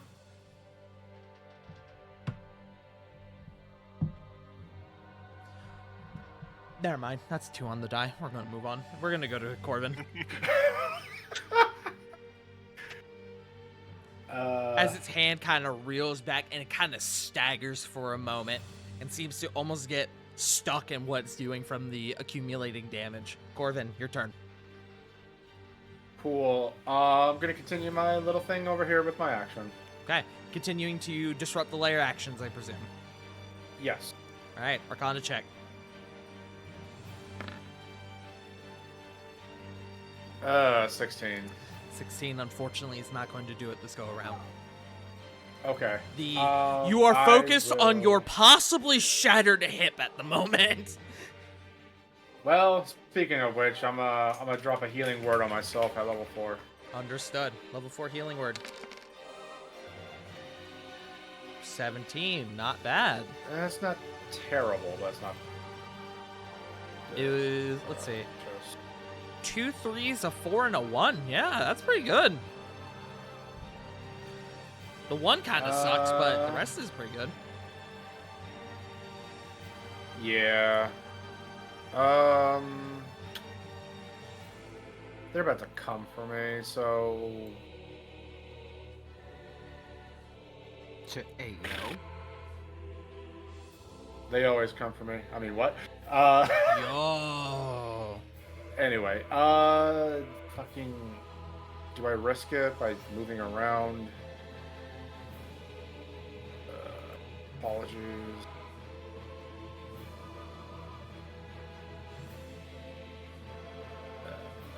That'd be 30 feet there.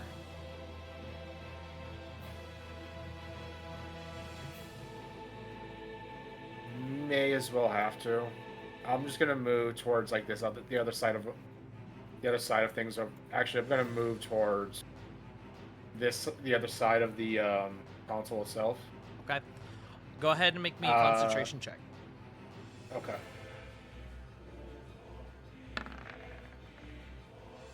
Uh, 22. Excellent. You're able to continue. Sweet. That will have to be turned. Okay. She is going to attempt to zap you again. You really are insufferable, I must admit. That's what they tell me. That is a 16 to hit. That is my AC. Okay. You are going to take... Cantrips are fucking nasty at high levels. Yeah, they are. Oh, but that's not super high on the damage. That is only 11 lightning damage. And I will need another concentration check from you. No worries. Whew. 11. Nicely done. Nicely done. Just made it. Okay. That was almost a 1. Yeah, it sure was. We would come to the medium Orion, but there are currently none left on the field, so we go to the small boys. This one is going to come here. He's going to go there. Actually, I am remembering that I didn't take this into account before. The difficult terrain does actually affect these boys as well. But they are not very smart, so I'm gonna have to... Let's see.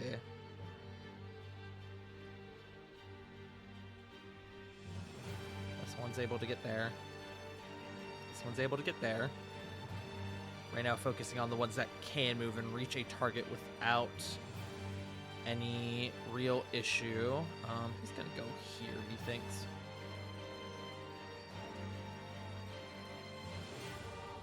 So that's more than he can afford. He's gonna have to use his action to dash regardless. So he'll use his action to dash, but that'll be as far as it gets. This one is going to have to use his action to dash as well, just to even reach you, Corbin. So, couple attacks here.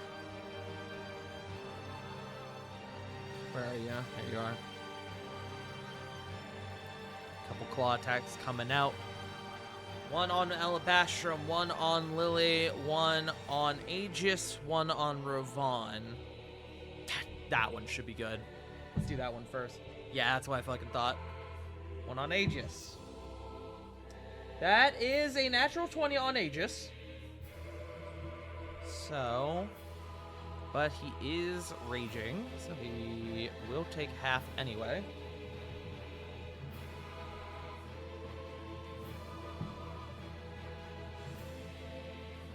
Which is good, because that was max damage.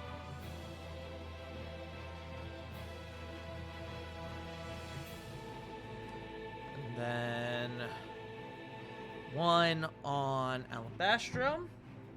That is a natural 1, rolling severity. Low severity. Alabastrum is going to get an attack back on him. He'll use his own claw attack. Fuck it.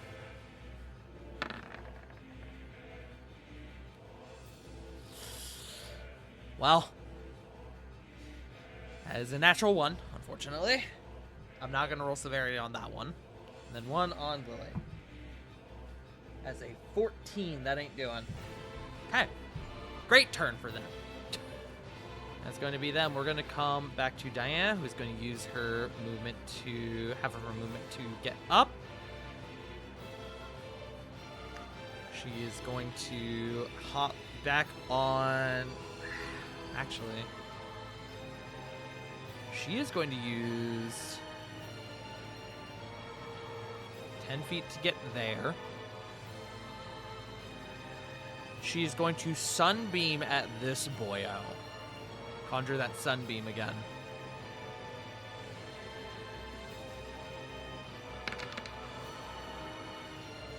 Constitution save. That should be fucking good. That's a natural 20. So he is gonna take half. Passes with what I can only assume is his 35 plus. And then this is where I get to reveal to y'all that these guys are resistant to radiant damage. Smile. So he is going to Noted. take a whole 6 points of damage. And Diana is going to use her last 5 feet of movement to hop aboard Alabastrum, because Alabastrum's right there. And then she does still have a bonus action. She'll do a level 1. Right, you don't have healing word today. Keep forgetting I gave you mass healing word, not normal healing word today. Unfortunate. That's fine. Yeah, so that's gonna have to be her then. Aegis has a big old hammer. And a bad man in front of him. A bad mamma jamma. Aegis is gonna go to town on the guy in front of him. Advantage. Oh, I guess it's good he had advantage. One side was a nat 1. The other side is definitely going to hit. It's going to hit, considering the sundering on the armor that's happened thus far. Aegis is... I don't think Aegis is going to target the core. I think he's just right now going to... He's raging, actually. You know what?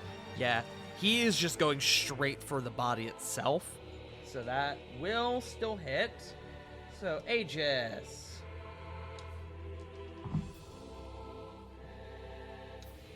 That is 17 from Aegis to this guy.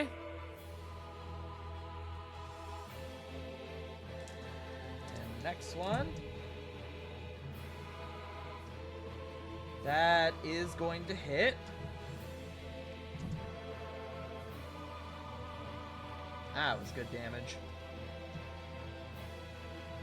That's 31 on that second one. Damn. Yeah, he rolled pretty spicy on that one. Oh, and I need to be making strength saves for this guy. Hold on. First one, that's a pass. Second, that's also a pass. Third attack from Aegis. That is going to hit. This advantage is doing wonders for him, actually, truly. So, last hit here.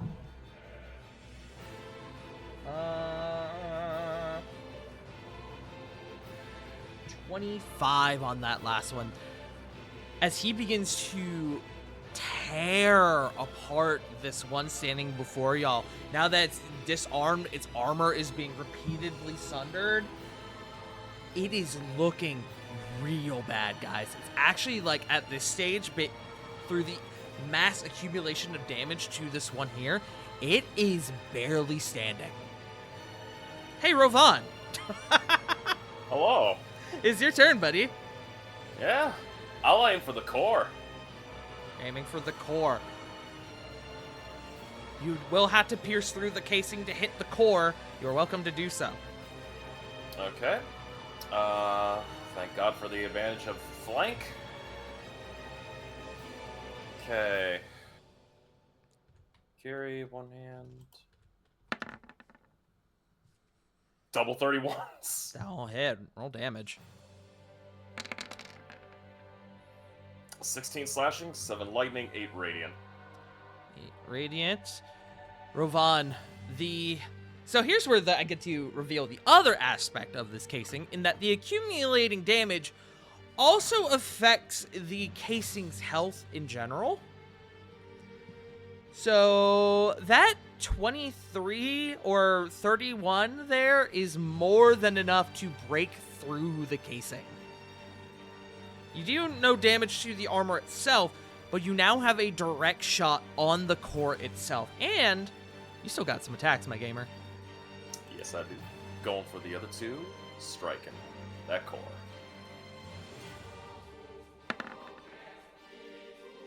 $33. Rovan, Yes?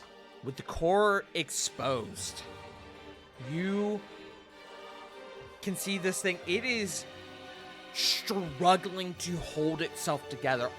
Bits of armor of what seems to be maybe adamantine, but not quite. And you can tell it's not adamantine because you're above game, you guys have been able to land critical hits on it. You're using this you're targeting the core, I am struggling. Hold on, pardon my stroke. The armor is beginning to sunder. Bits of it are beginning to fall off of its form. You are opening more and more of the insides of this form before you, and you, taking your blade with one stab, go straight through its chest, through the core, out the other side. And it staggers there. It does one last course of electricity through its body. And then it goes limp. That's one down. Alright. Still got one more attack, and we've got some ads. You sure do. Feel bad for this guy. This will be a normal attack, just with Rakiri one-handed. 19. That hits. 19 slashing, 9 lightning, 2 radiant. You pull the blade out, and using the momentum from pulling that blade out, you actually spin around and slash this creature, bisecting it as it is leaping to attack you. It is more than dead. These are the baby ones. These are the easy guys. Whoa. Is that your turn? Let's see. Actions done.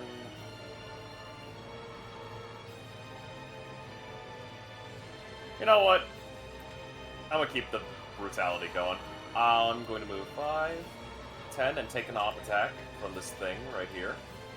Okay. I'm not going to bother rolling because I doubt it's going to hit you. The only way it will hit you is if it gets a nat 20, and it doesn't. Continue on. 15, 20, 25. Okay. Keep the train going, as Raban is going to kind of rush and go. Keep the pressure going. Do not let them slow. Alrighty. As we reach the top of the round and with one set of armor dispatched, I think that is a great time for a bio break. What do you think, gamers? That sounds excellent. Alrighty, my friends. Thank you all for joining us thus far. Vaughn, thank you for bringing in the raid. Welcome on in, my friends. This is First of all, I am Farty Tart. I am a variety doge tuber. I do D&D, I do variety games, and this is our long-form homebrew campaign called Exilia Regalia, where my party is very, very, very nearly at the end of this campaign, but they still got some major boss fights to get through. But thank you all for coming on in. If you had to run it and run, do not worry. I appreciate you stopping on in here. Everyone, make sure you are taking care of yourselves at home. And we will be back in the bio break in just a few minutes. Don't go anywhere. Hello, my friends. We are back. YouTube, there might be a weird cut in the VOD because I accidentally stopped my recording when I meant to start it back up again. So that's fine. I'll splice it back together later. But hello, we're back. Alrighty, my friends. Let us get back into it.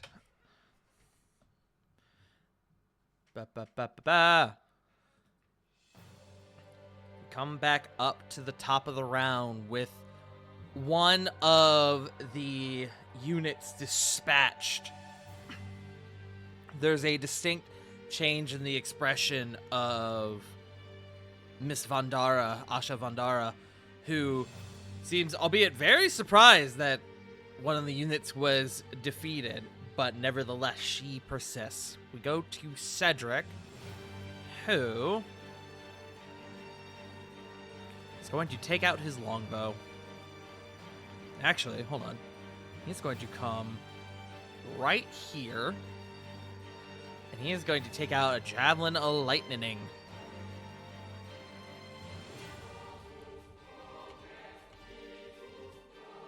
He does have the line for that. He does be having the line for it. Just need to confirm.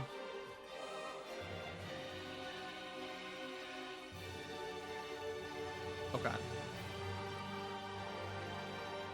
Understood.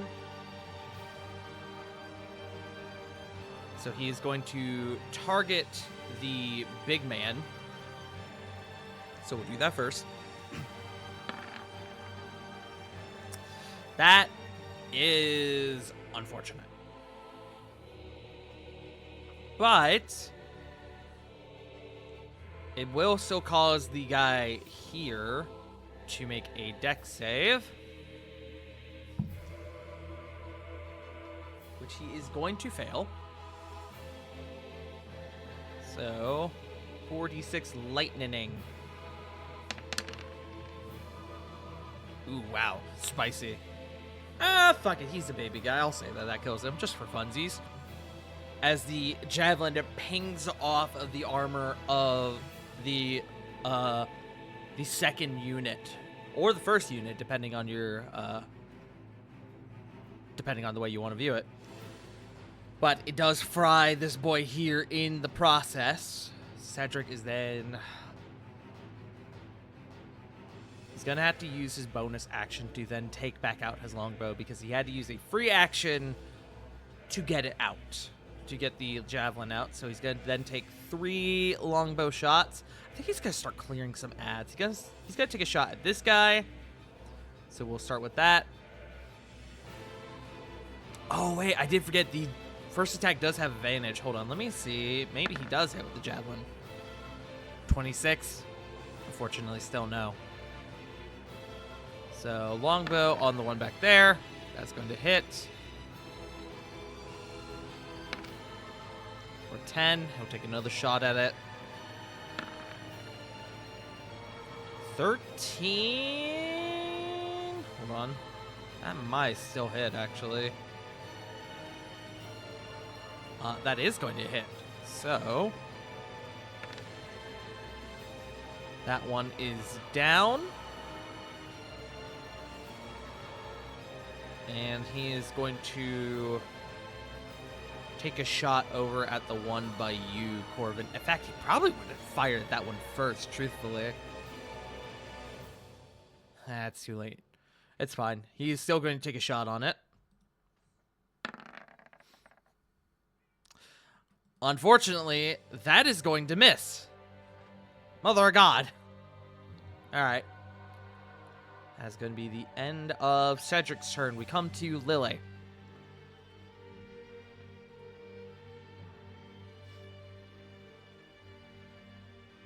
Flit, you're on deck.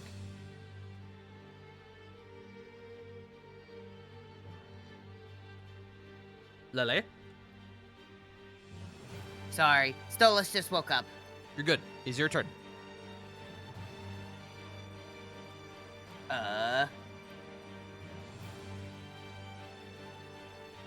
So Flit is no longer encased in this thing, right? Correct. Alright, so 10, 20, 30. And then Lily gonna stab.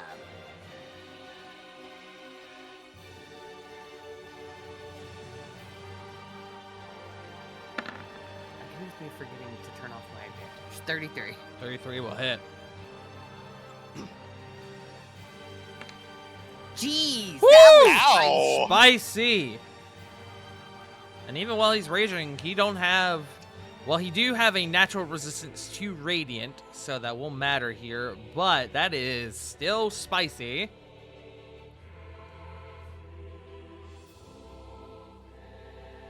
That's first attack. Alright. 23 for the second. 23 will not hit. Oh, bitch. Okay. Roll me some severity. Roll me a d20. 16. That's just a miss. Hold on. I heard a noise in the other room. Investigate.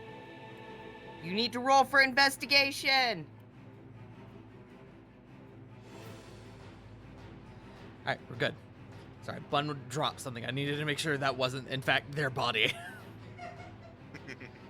I hear laughing. Bun said no body hitting the floor. All right. With that, we come to the legendary action. He is going to take a swing on you, Lily. That is 32 to hit.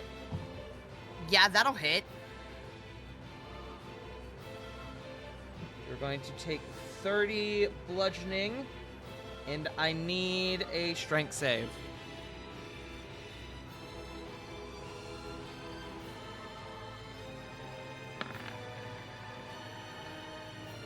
$25. You pass on the strength save. I did forget. I need to roll the lightning damage because he is raging. So there is an... Wow. That was shit. There is an additional 7 lightning from 46, might I add. It's two threes. No, I can't math. I can't word. 3 2s and a 1. Oh, also I need to take the grapple token off of you. But that's going to bring us to Flit. Bella is screaming. Is she screaming at me to go for the core? She could be. She said, "Let's go!" Well, I'm not going to disappoint Bella. I'm going to try and envelop this guy again and go for the core. Okay. I'll say that you, like we did before, you are able to do it with no check given your current form. Mm-hmm. As you are able to get, as you make your way into this creature again, you do see the casing on the core has been retracted. It is vulnerable at this moment. I'm destroying that motherfucker. Okay. Let me in there. Let me in there. Alrighty. Make me some attacks. Advantage or no? I'm gonna say advance, just like before. You're inside this thing. There's no reason not to. So that is 19. 19 will hit. Roll your damage, and then double it. Ooh. Mm-hmm. So that is...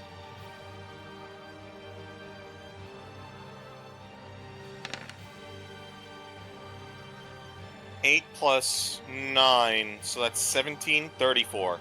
34 fire as that first strike lands, and Lily, you see the fiery form of Flit disappear into this thing, and then suddenly there is a a muffled from inside as there is a chunk of its shoulder blown out, sundering the armor, lowering its AC, and 34 fire damage. Let's see if we can make it more.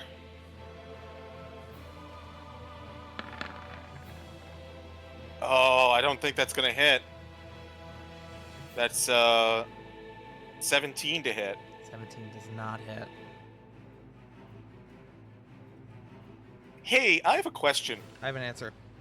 Now that I've touched the core, it's on fire. Sure, why the fuck not? Oh, mate. I mean, you could.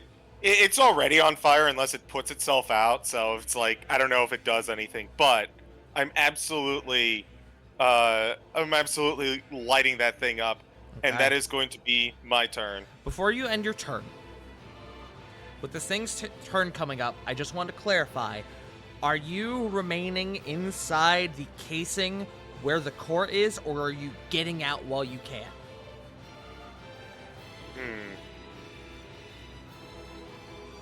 I have no real reason to actually like stay there because I already proved I can get back in when I need it. So I guess I'll just hop back out. Okay, popping back out. Understood. That come to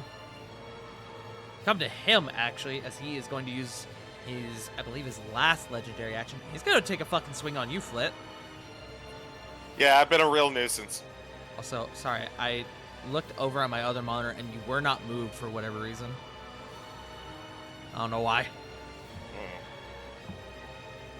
Oh yeah, that's gonna hit you, Flit. I mean, I'm pretty sure his bonus is greater than my AC. It's not. It's pretty close though. First of all, I don't think you can be knocked prone. Correct. Wait, I might be able to. Ooh. No. No. I don't have as many immunities as a fire elemental. Understood. Flit, you're gonna take 34 bludgeoning. And, Ow. hey, 34, wouldn't you know it? And then 16 lightning. Okay. It's not good, but Come to Alabastrum, who is going to attempt to eat this thing behind him that is trying to grab its butt. Bite. Yeah, that'll do it. Yeah, ain't no chance. Just pops the head off. The layer actions. Corvin, I believe you were unable to stop it this go around. Unfortunately. Okay.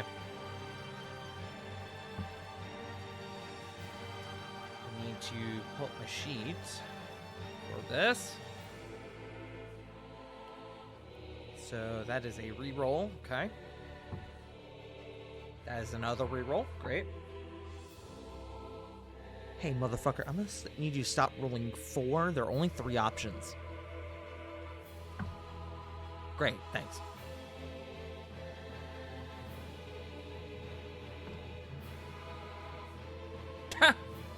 Alright.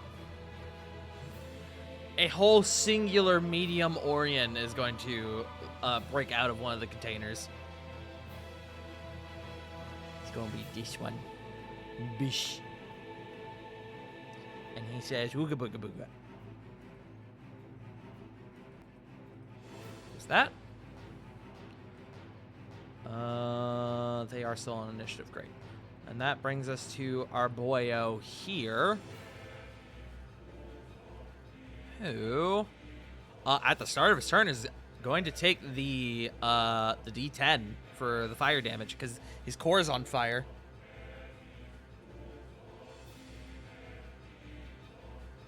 So, Flit, go ahead and roll me the D10.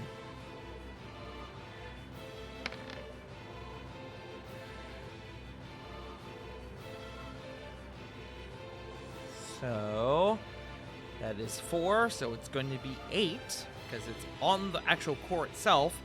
And at the start of his turn, he's going to once again. Core is withdrawn. The rage ends.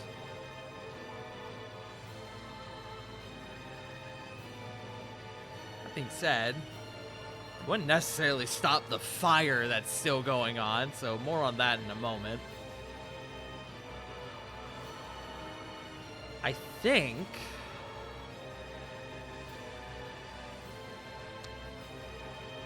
he thinks, yeah, he is going to use his bonus action, and he is going to second wind. He's going to regain some hit points, because that's the only thing he can do with his bonus action at the moment. That being said, that was not a great roll.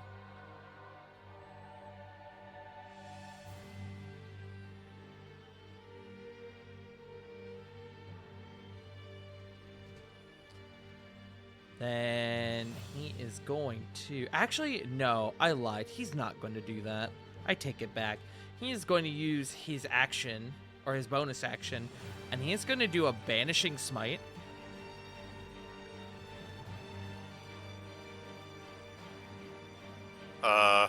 Okay, let's talk about this. Wait. I'm sorry. Not Banishing Smite. Blinding Smite. Blinding Smite. He does not have Banishing Smite. Let's still talk about this. Alrighty. Hey, Flit. Hi. Yeah, that's gonna hit you. Alright, Flit. First of all, the initial damage. Well, that was a garbage roll. Great for you, not great for him. You're gonna take 18 bludgeoning. Then you're going to take...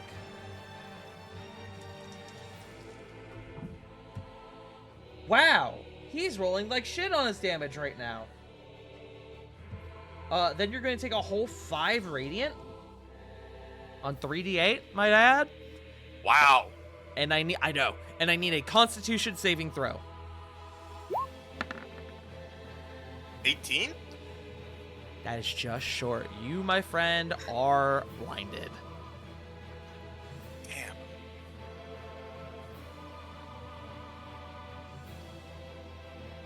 So, with that being said,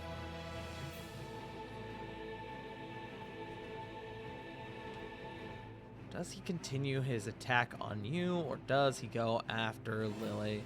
He does automatically get advantage on you. I think he's going to continue against you. Wait, hold up. Oh? I save because I am next to Lily.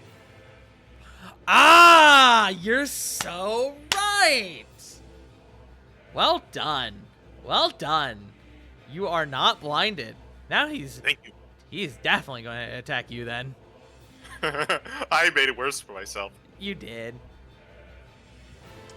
Hey, I'm about to be mean. Yeah?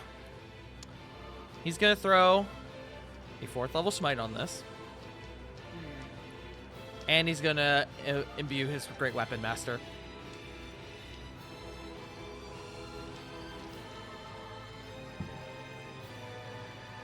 That being said, that's only a 21 to hit. That's still gonna hit. Okay. So, let's get the nasty part out of the way first.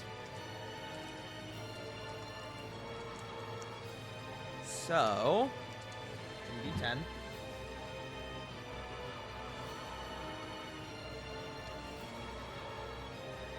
Flit, that is going to be 35 bludgeoning. Yeah, that definitely knocks me out of it. Okay. How much carries over? 22. Great. And then an additional 21 radiant from the smite. Okay. He has registered you as a threat. Hey, he has one more attack. Hi. Hey, buddy. Ooh. He misses with the Great Weapon Master on that one. Oh, okay. The -5 fucking saved you, because that was a low roll. The low roll would have hit you without the Great Weapon Master, but because he went for it, you are saved. You are alive. I'm not destroyed. Yay. Hey Ninja, by the way, thank you for doing all this command and mod work while we're doing this. Bye Ninja, I love you. Alrighty.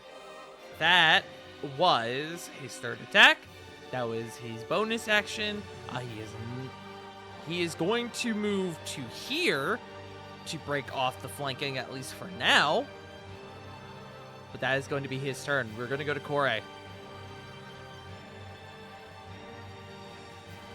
Who totally isn't getting bullied by Kimchi. Kimchi. My little fat baby. Women's World Champion. I love her. I love that girl. Okay, we're gonna whack and smack. Okay, get him. I'll hit. It's an 18 hit, yay. What about a 30? Roll your damage on the first one first, because he's a baby. You might actively kill him on that first attack. 11. Okay, Force. no, you'll need the second one. 7 force.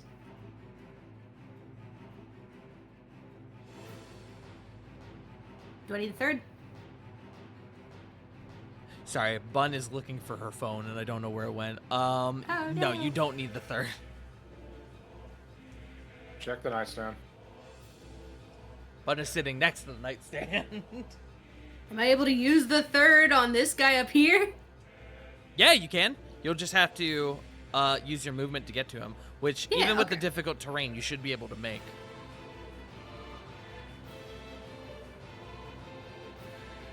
$20, yeah. Because even if I have 45, yeah. Yeah. Whack him. Nah, to a 14 hit. 14, unfortunately, does not hit. That's okay. Turn. Okay. At the end of your turn,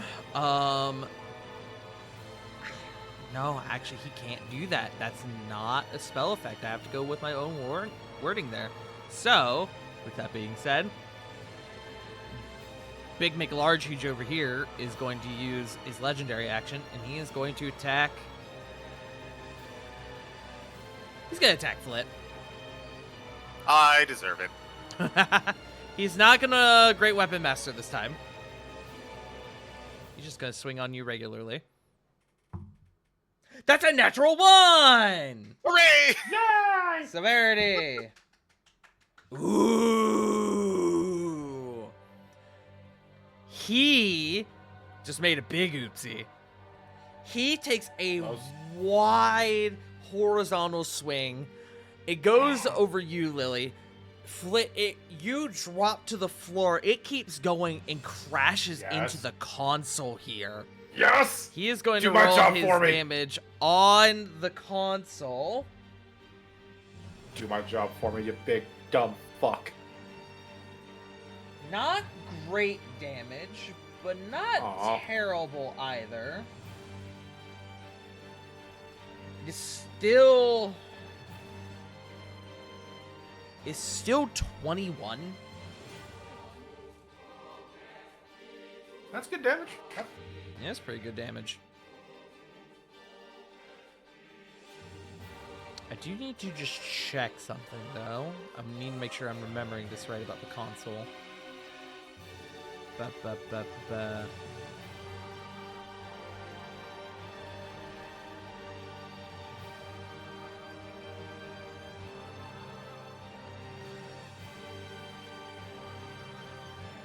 Okay, great.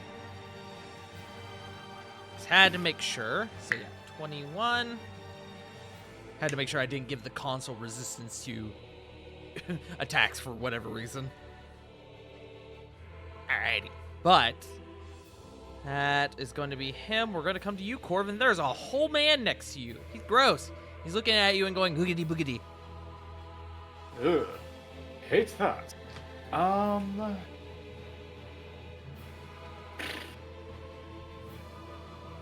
Could risk it. For the biscuit? Yeah, let's go ahead and risk it for that biscuit. That would be 30 feet. Oh yeah, it's 20. That's perfect. Got a bonus action phase step along towards over here. More than willing to make that con save. Yes, I will need the concentration check. All right, continue. 24. Yeah. Y'all have been insane with some of these nat 20s tonight. All right, that was bonus action and action. I will monkey about.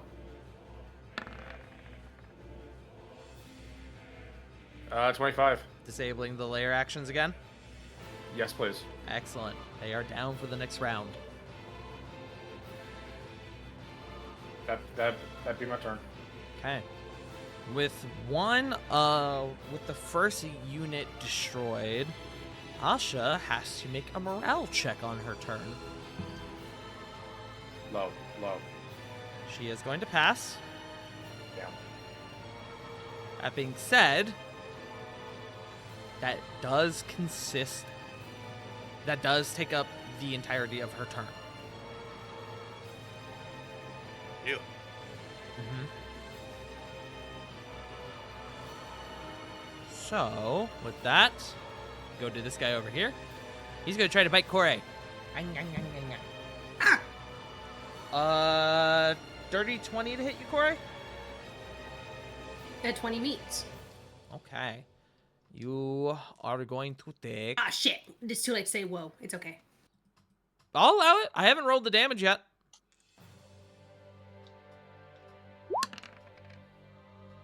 Ha!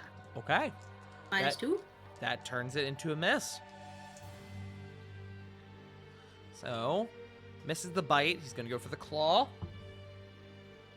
That is a 15. That ain't doing it. No, even less, a 13. That definitely isn't doing it. That's going to be him. He's going to square up with you. Then there's only one boy left. Boy is going to leap onto the console and he's going to come over to you, Corbin.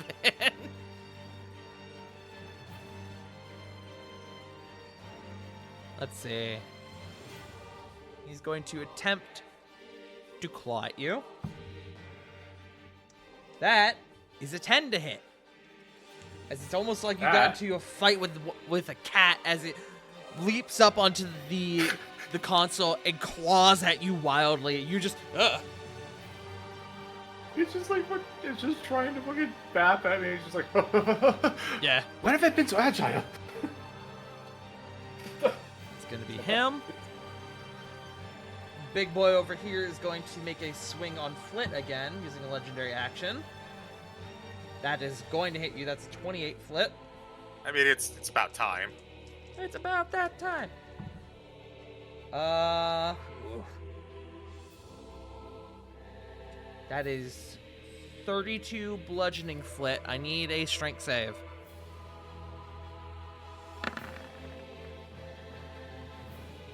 So that's 17. 17. You are knocked prone, my friend. Fortunate. And how much was the damage you said? 32.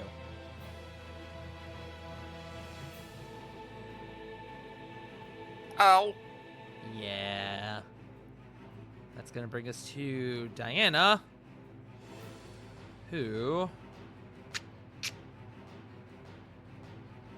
Big guy's still in play. She's going to use her Sunbeam. She's going to send it cascading towards him because damage is damage, and she gets that shit for free.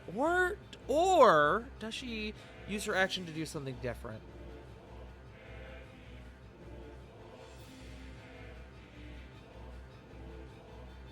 You know what? She is going to actually start assisting you, Corbin. And she is going to use it on the console. Woo. So, console automatically fails.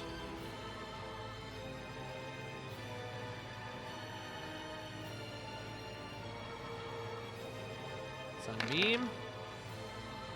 And it is going to take that much damage. An indiscriminate number of damages. As the Sunbeam sears the console, but admittedly, perhaps maybe not as much as one would expect. Diana is then going to use her bonus action. And she is going to... Is she going to use her bonus action? Yeah, she's going to use her bonus action. She is going to use her bonus action for 5th level healing, mass healing word. So, we'll come up as 14. So, hold on.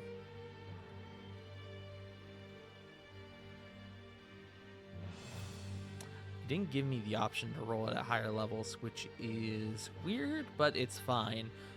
So everyone except for Diana and Corey. Yeah, everyone except for Diana and Corey are going to get back. That should be another 2d4 plus... Hold on. My brain is not working. That should be 24 to everyone. So 24 to Rovan, Lily, Flit, Corvin, Alabastrum, Aegis, and Cedric. How much Woo, did you back say? up to half. 24.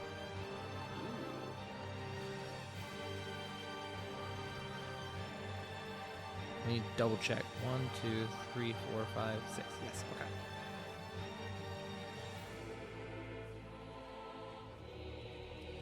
And that will be that. We come to Aegis, who is going to make the deck save to use his full movement because he has his danger sense. He gets advantage. This would apply to this. He is going to pass. He gets his full movement. Hey, buddy. Wait, actually, let me double check. Let me... I need to make sure that that's right. Oh, wait, he's within range of Rovan. It doesn't matter. Excellent. Perfect, bro. Perfect, dude. And do you go for the console or the man? Methinks you go for the man. Advantage, because Flit's on the other side. I'm dropping my dice. No, I don't know where... Oh.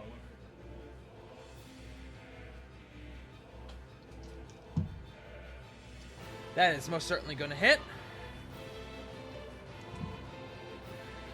Wow, that was almost max damage from Aegis just now. Ooh. So...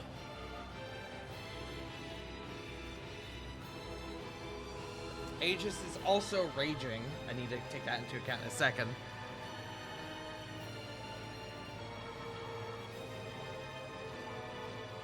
Brain not working. That is 35 bludgeoning from Aegis. Good shit, dude. And then the lightning. Lightning. Not as great on the lightning. Only 10.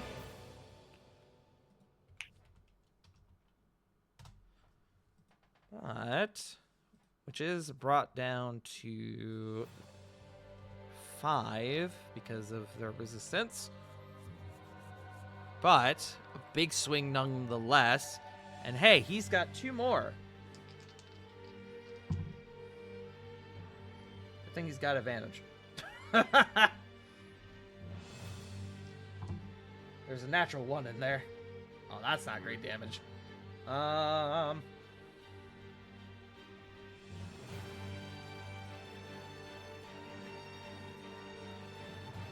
Sorry, math is hard. Simple math is very difficult. 23 bludgeoning on the second.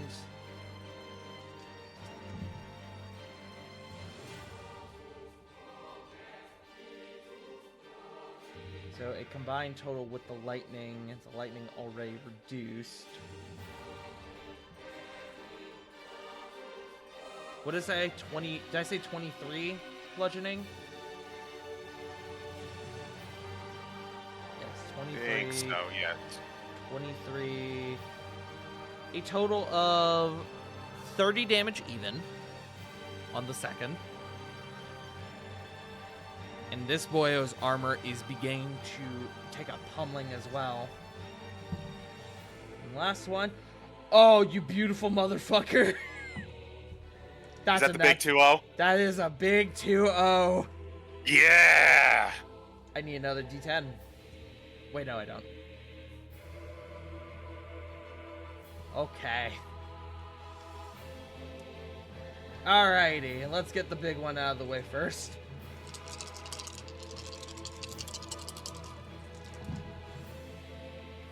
Okay. 10, 17, 18, 24, 26, 34, 42 bludgeoning. So let me apply that first.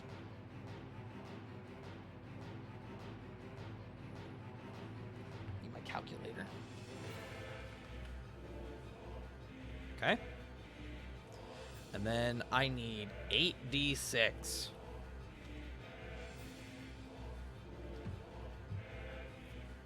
$27 half to 13. As it with the last strike, it is just one massive horizontal swing caving in the chest cavity. The casing on the core is absolutely visible now. It can be targeted. This man's a fucking monster. That is gonna be Aegis's turn. We go to Rovan. Alright. Whoosh! Now, how much Go for movement that is that, core. Rovan? My movement is doubled thanks to. That's right! I forgot. Your movement's fucking doubled. So we don't even need to worry about the calculation. Hello. Going for the core. While you don't have a teammate on the other side directly for flanking, this guy has now got 4 enemies in front of him. He is effectively pinned. I'm gonna give you advantage. Sounds good. Are you All targeting right. the core, you said? Yep. Okay. You gotta break through the casing first, but go right ahead. Alright, Rakiri one-handed. 22. 22 will hit. 13 slashing, 8 lightning, 3 radiant. You are able to break through the casing. You are able to reach the core. Alright. 2 more strikes. Targeting the core, I presume? Yep. Okay. 35. Go ahead and roll. 20 slashing, 8 lightning, 1 radiant. That is what, 29? Correct. For a total of 58, huh? Correct. Hey, Rovan. Hello, buddy. How do you want to do this? This is so fucking thematic. Rovan dispatching both of the mechanical facsimiles of his father? Hold on. Bro, listen, he had enough to kill him, technically. I love it when D&D tells a fucking story. I love it when the dice tell a fucking story. How do you do this, Rovan? Bun is excited.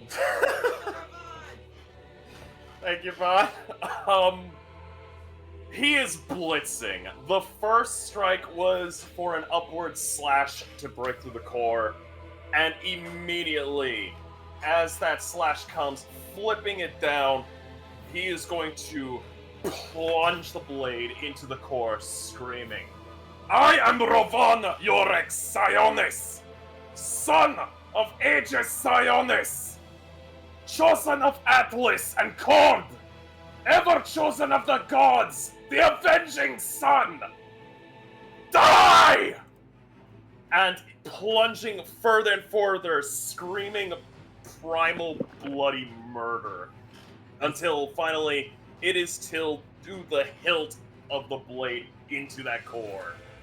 And then yanking that fucker out like a fucking lawnmower getting started. As you plunge the blade into the core, it sinks in. While all the way down to the hilt, you actually feel it connect with the console behind this figure, and it reaches up, it brings its hand up and places it on your wrist, and as you rip back, the hand comes off this thing completely, latched onto your wrist. The core is stuck on the end, not on the end, onto your blade, right up by the hilt, and it as it also goes limp. Hey, guys, above game, good shit, because if y'all had destroyed the bodies, they would have fucking exploded, and y'all didn't want that. No, that sounds like a bad No. idea. No, we wouldn't have wanted that. That being said, combat is not over yet.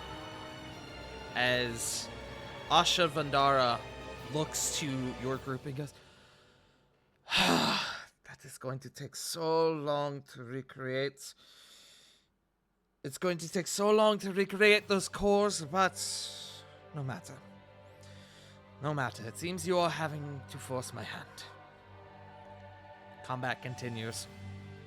There is a distinct blaring that begins to echo throughout the chamber as she is beginning to funnel or fly through her tablet, making different gestures. What are you gonna say, Corbin? I'm just gonna look. I'll just kind of poke my head up to where it's visible and just kind of say, surrender is always an option. Just throwing it out there. Just pop his head back in. Not when you do the work that I need to do. And she, with a downward motion, there's a brrrr, brrrr, brrrr. Emergency release enabled. Hey, Tart. Hey, what's up? I still got one more attack. You sure do, buddy. It's looking mighty fine as a target. The console, you said? Yeah. Yeah, go Because for it, buddy. she's currently protected, right?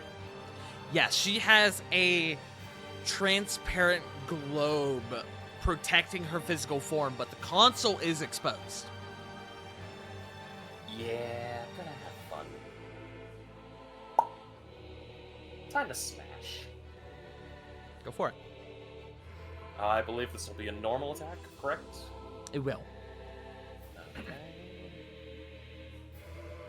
Rakiri, one hand.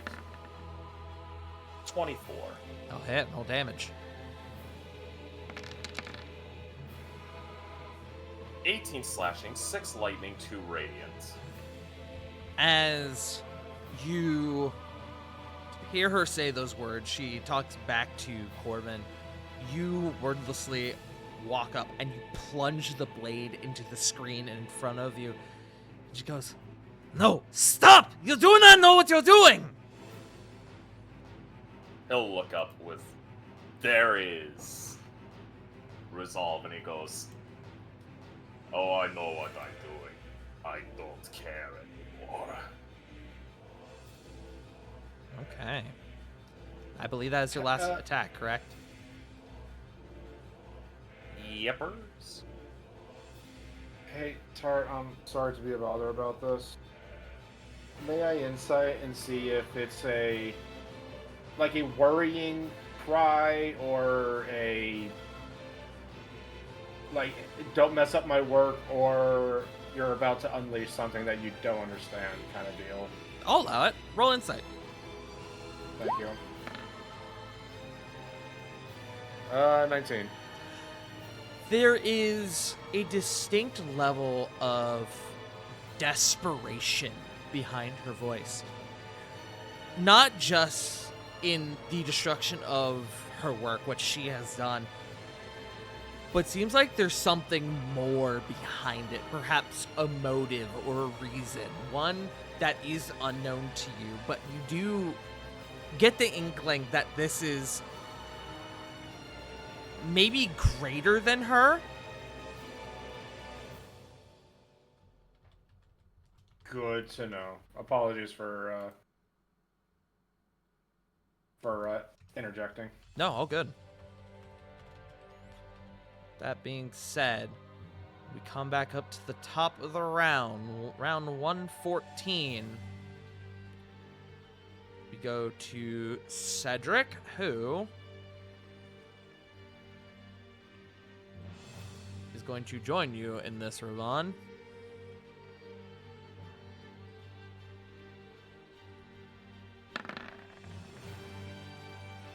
$27.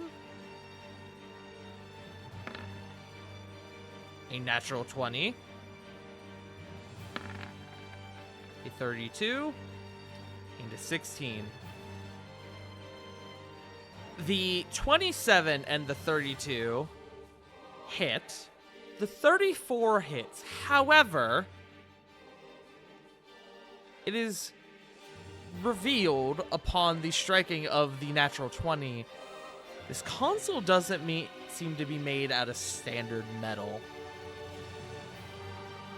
Console is made out of adamantine.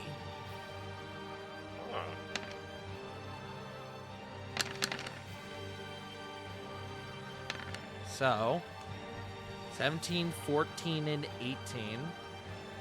So the natural 20 did hit, but it did convert it into a normal hit rather than a crit. And the 16 did not hit. That being said, Cedric is beginning to join you in this, Ravon, as he is beginning to, alongside you, he starts ravaging this console before him. And Asha is beginning to almost like plead with your group. We go to Lily.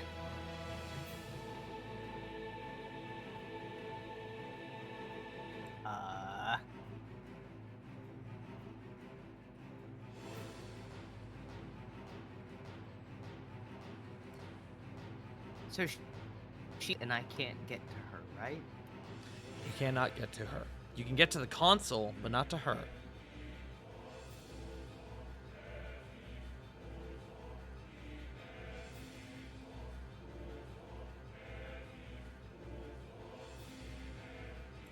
I genuinely don't know in this moment what to do.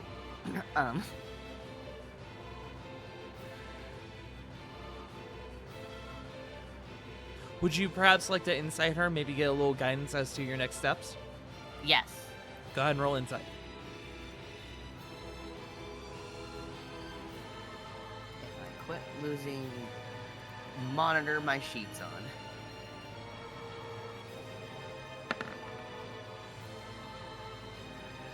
$16? Kind of what I said to Corvin, there is something about her now prevalent desperation that it's not revealing anything next to you necessarily, but it is telling that there is something here that is important to her that goes beyond just the research. She is genuinely hurting mentally. It's almost like I'm trying to think of a good way to word this. She is on the edge of her morale breaking with this accumulating damage to the console.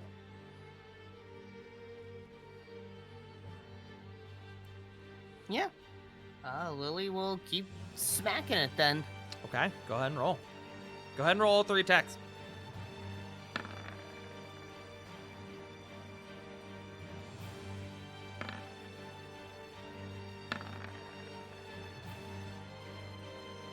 Oh. 31, 26, and 23. All 3 of those hit. Roll damage.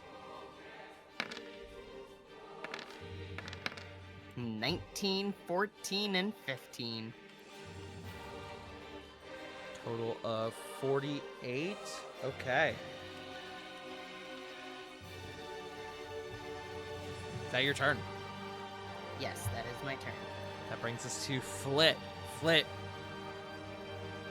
The threats have been neutralized seemingly for the moment, apart from this one guy here. But, and this guy over here by Corey. But both Bison units are down. You are able to get back up to your feet. Okay. So, I would like to use a bonus action. I'm going to turn myself into an air elemental, but before I do that, I'm going to listen to her words. And I'm going to say, you have a very short window to convince us not to. And she is going to turn into an air elemental, and she's going to look to everyone else. Be prepared. I've got something. And she's going to fly into the air, and she's going to hold her action. Okay.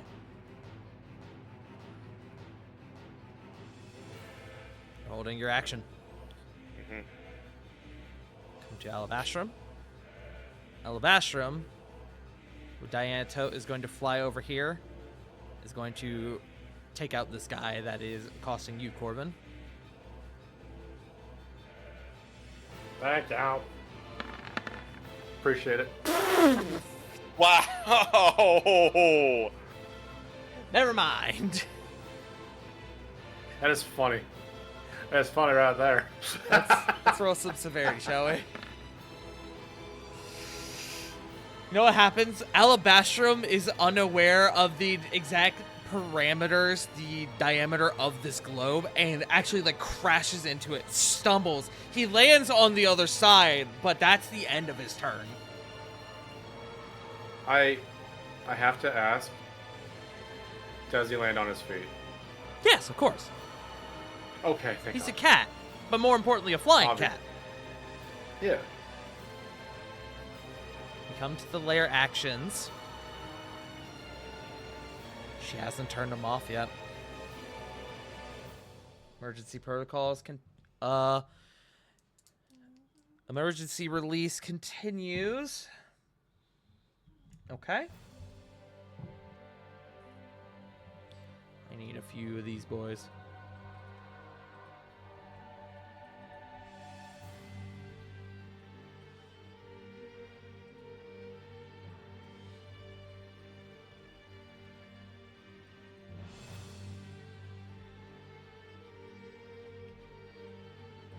How many is that? 1, 2, 3, 4, 5, 6, 7, 8. I need more. There's 9 more of the standard Orion join the fray. We'll get to that in a minute. You go to Corey. Corey, there is one of the medium boys in front of you.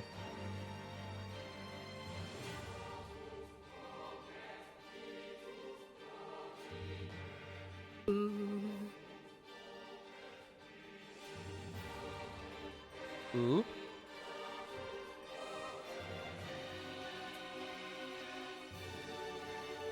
Well, continue schmacking. Okay, go for I it. want to see if I had another plan, sorry. Hacking, whacking, and schmacking. Does a 23 hit? Sure does. How about a 17? 17. Hold on. Does hit. I was on the wrong sheet. I had to double check. Okay. And then 25. All 3 of those hit. Dichotomy there. Interesting. So 31 total. Excellent. course. Yeah. Forza. Alrighty. It's turn. Okay. Go to Corvin. Corvin! What do you do? Yes. That's a good question, Mega Man. It should be known there is a enemy directly in front of you, descending upon you. Oh, I see him. But okay. So Corby's like will kind of like try to pop his head back out towards where Asha is, and he'll try to like be sincere as he says, "She's right, you know." Sorry, hang on. Sorry, I had the words and it's fucking leaving me. Give me You're good. one Take your time. moment. I believe you are right that we don't know what we're doing, and yet you're hiding something that you don't want to unleash. Believe me when I say that oh my fucking god. It's like a sneeze that never comes out. Believe me when I tell you that the more that you can help us, the better. And hopefully not do anything untoward towards the rest of the castle. Try and be better than the rest of your colleagues in the Blood Talon. Hell, try and be better than your goddess.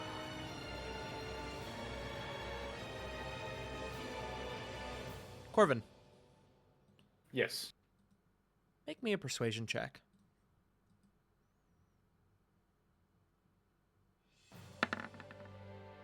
No, not one. No, not one. Yeah. Okay. Damn.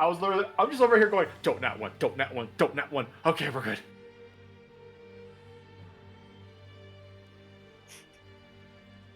As we get to Asha's turn, Okay. she drops to her knees, her hands on her knees. And she sits there for a moment. She thinks.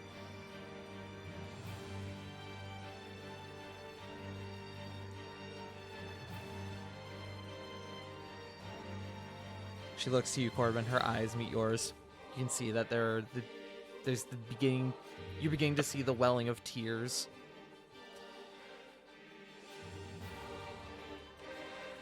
Just stop this. I'll tell you. Just dispatch the creatures that remain here. I will disable the emergency release. That is a bargain made to oh my god. This bargain will be reached as a Fae of Nevillis. And he'll kind of like look towards everyone else.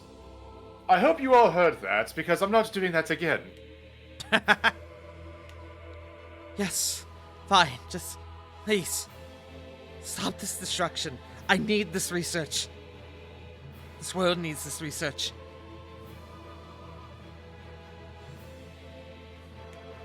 And she is going to stand up, and she is going to start to deactivate the emergency release. She's going to make a check here on my end to see if she can do it. Maybe she'll get it first try. Who knows? Holy shit. Did she? That was a natural 20. Holy fuck. Okay. In a quick sequence of motions, only stopped momentarily for her to wipe away the tears brewing in her eyes. The alarm stopped. The red lights go dull.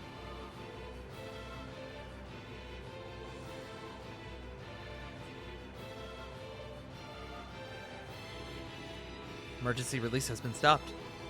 My friends, Yes, successfully de-escalated the situation. What you need to do now? Clear the remaining foes. This one by you, Corey. That is a 19 to hit on the bite. No. That is a 22 on the claw. Yes. Hold on, I need to double check what the claw damage is. I had memorized the chance to hit for his claw attack, but not his damage. That is Corey. That is 9 slashing, so 4 to you, 4 to Diana.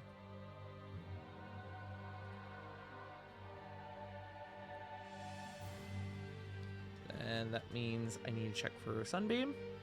That she does get advantage because of Warcaster. That's a 16. That holds. That is him. The rest of them. They're going to start using their actions to dash. Well, actually, you know what?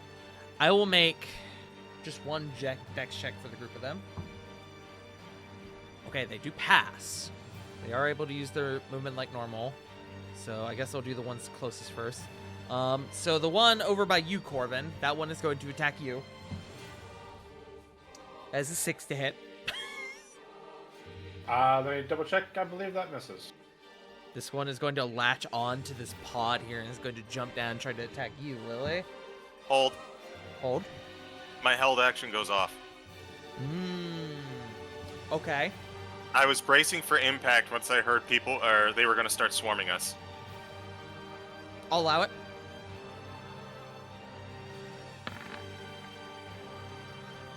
Oh my god. I'm not even going to make you roll for damage.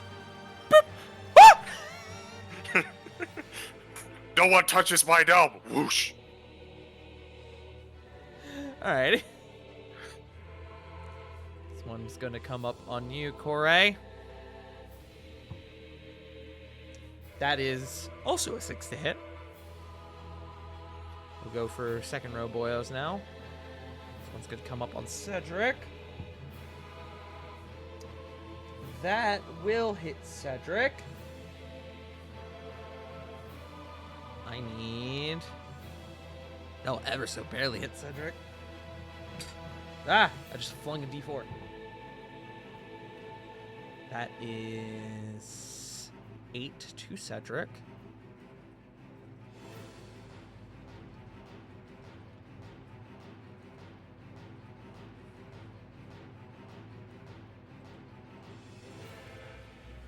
This one's going to come for your father, Rovan.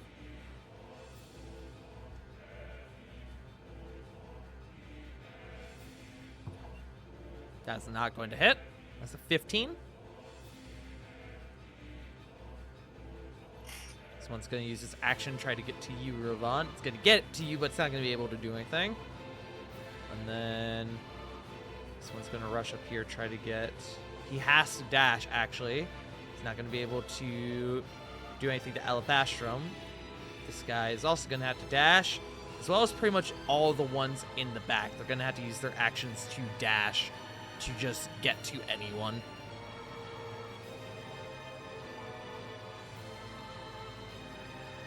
That's going to be them.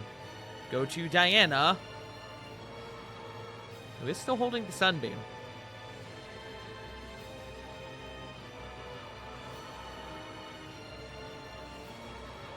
She's gonna try to take out these two boyos right here.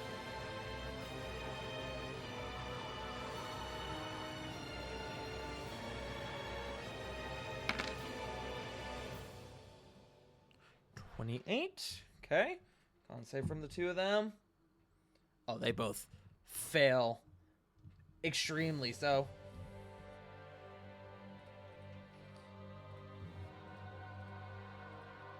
They are gone. Here's the thing about Rovan's dad. As we get to Rovan's turn, or Aegis' turn.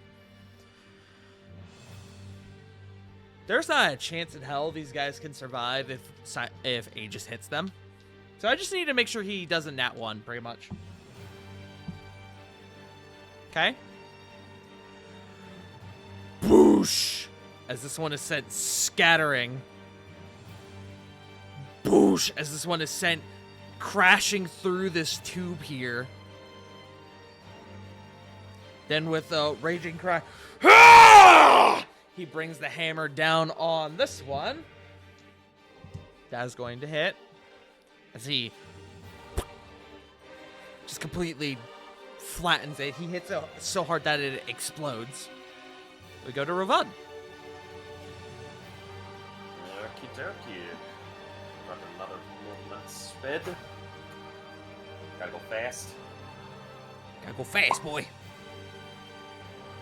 First strike on this one.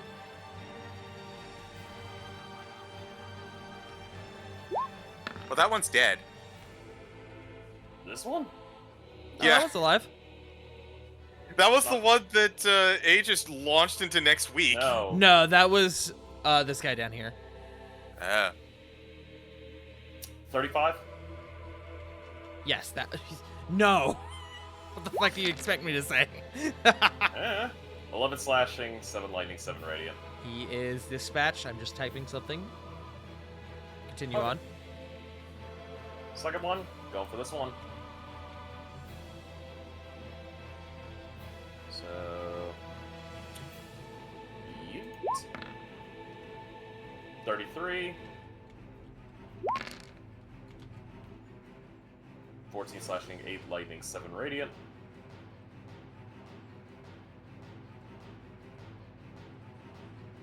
Let's see, that was 5.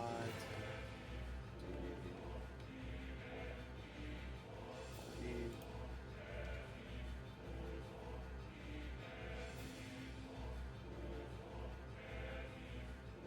Go back here. Oh wait, were you attacking the small guy? Yeah. Oh. Yes, he is gone. I thought you were attacking the big one to help Corey. Oh, actually, that's a good point. There's a big guy there. There is a big guy there. Fuck that big guy. Or don't.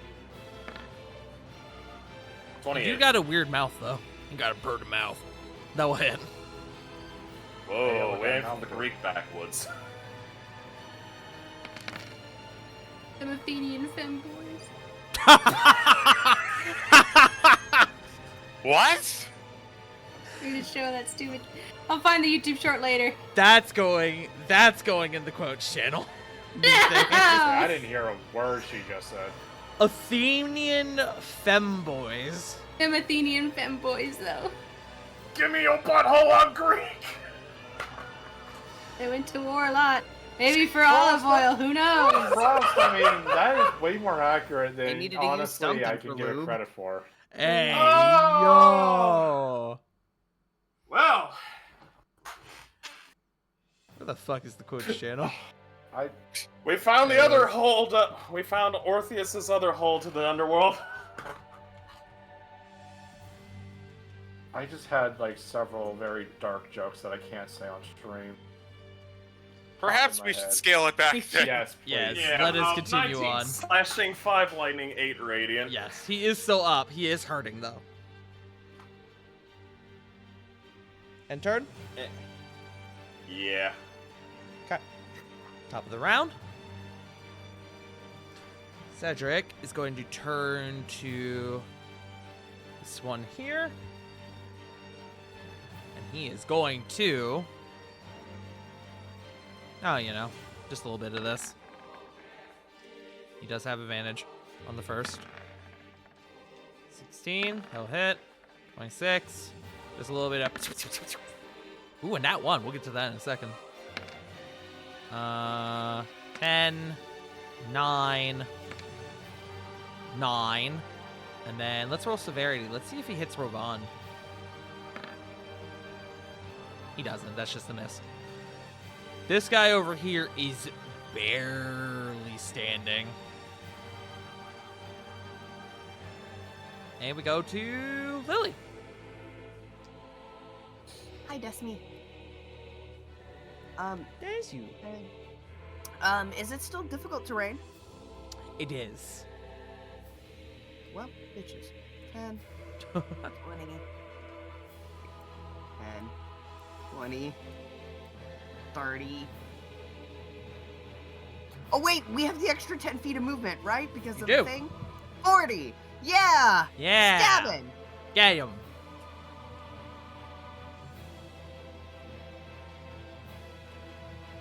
I lost my shoe again.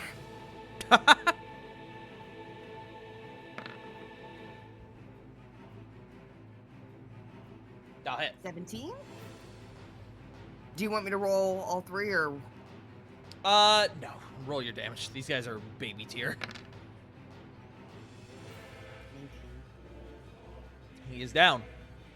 Yay. Above game. These guys are CR1. They could probably even... You could probably even argue that they could be lower than that. They are babies. They're That's baby level. my turn.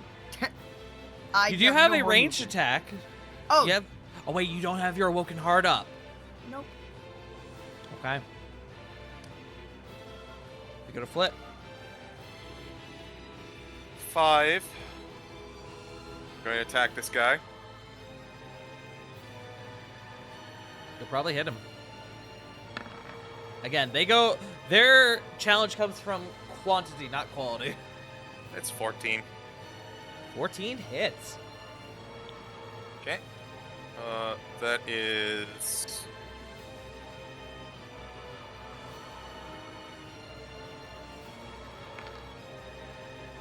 $20. 20. That will do it. Alright. I'm gonna use the last of my absolutely ludicrous movement speed. Wrap it up, Flit. I'll move here just to make absolutely sure. Right behind the yellow X. Yee. That's gonna be a 19 to hit. 19 to hit. That will do it. He had 2 hit points left. Yeah. Bop. Flit, as you mop up the last couple remaining individuals, there is a distinct dread quiet that sinks throughout the chamber.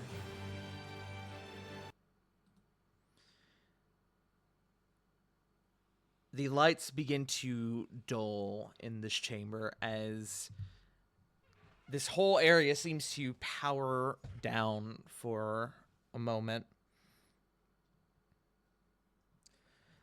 Let me find a little bit of music.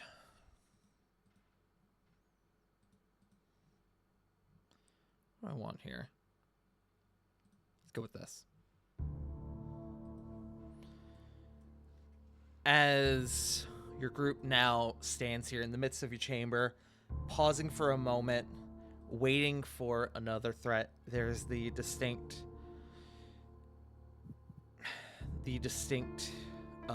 sound of someone caught in their emotions.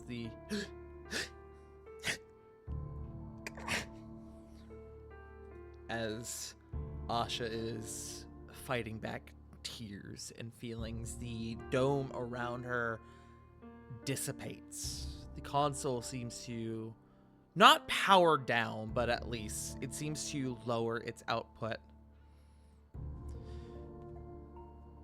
I'm gonna go ahead and I'm just going to, for the sake of this, we're gonna cycle the turn order once more. But I'm going to say that the rest of the turn is spent gathering everybody around the console here, if that works for everyone.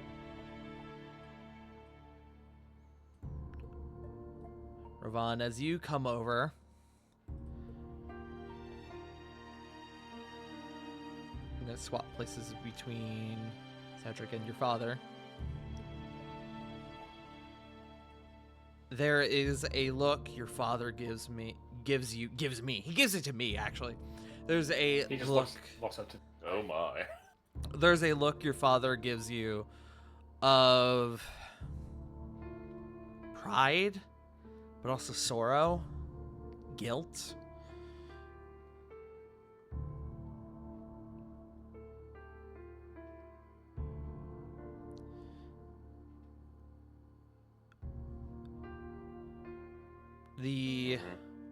the group of you, as you form around this console, do any of you step up onto the console where Asha is, or do you just kind of let her sit up there on her own?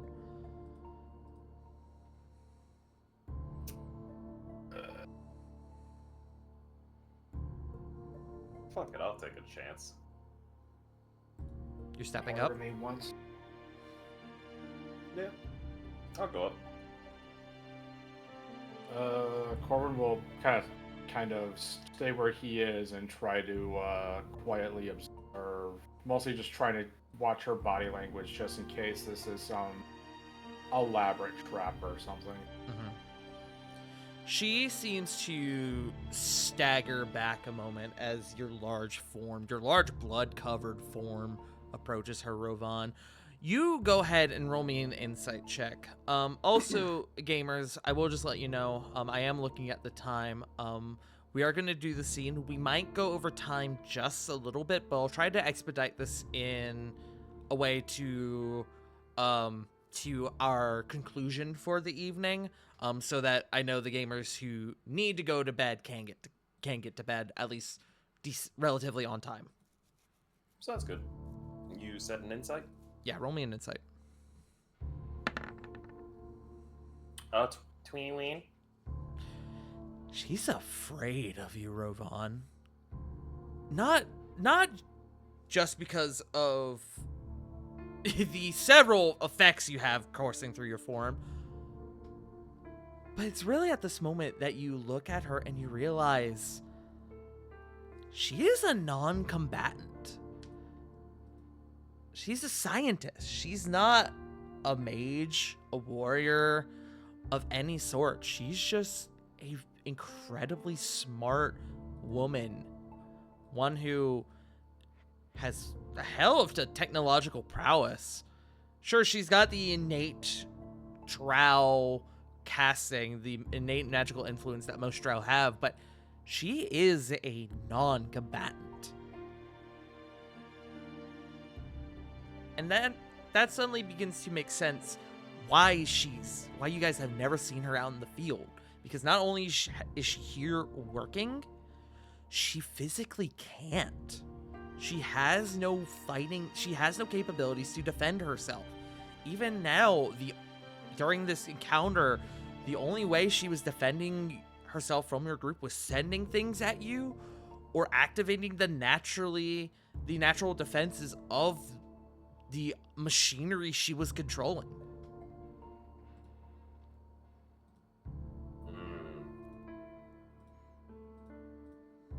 At this point, Rovan's going to... He has not yet sheathed Raikiri, but he is going to look at her and go, "You're a non-combatant, aren't you? You don't even have an ounce of capability within fighting or self-defense."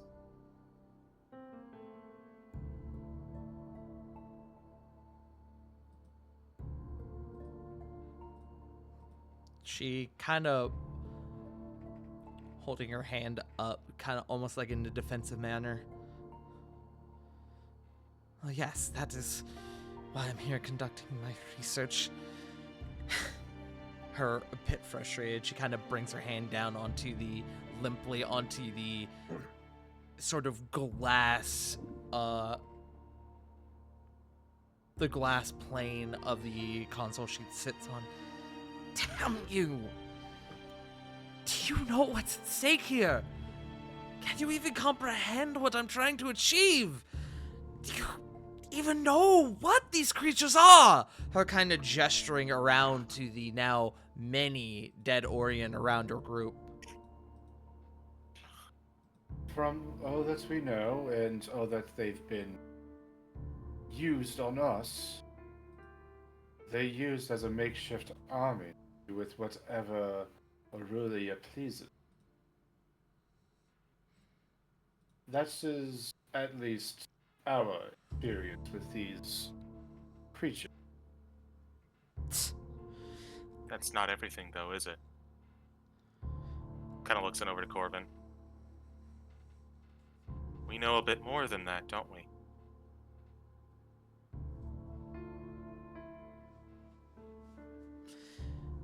By all means, I was trying to be vague, at least vague enough. If you want, but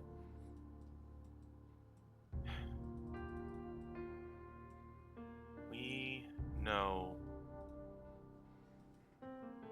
these were the death of the old world.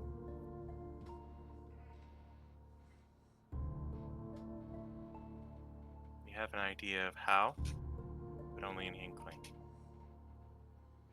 These creatures are, the Orien are useful fodder that was found.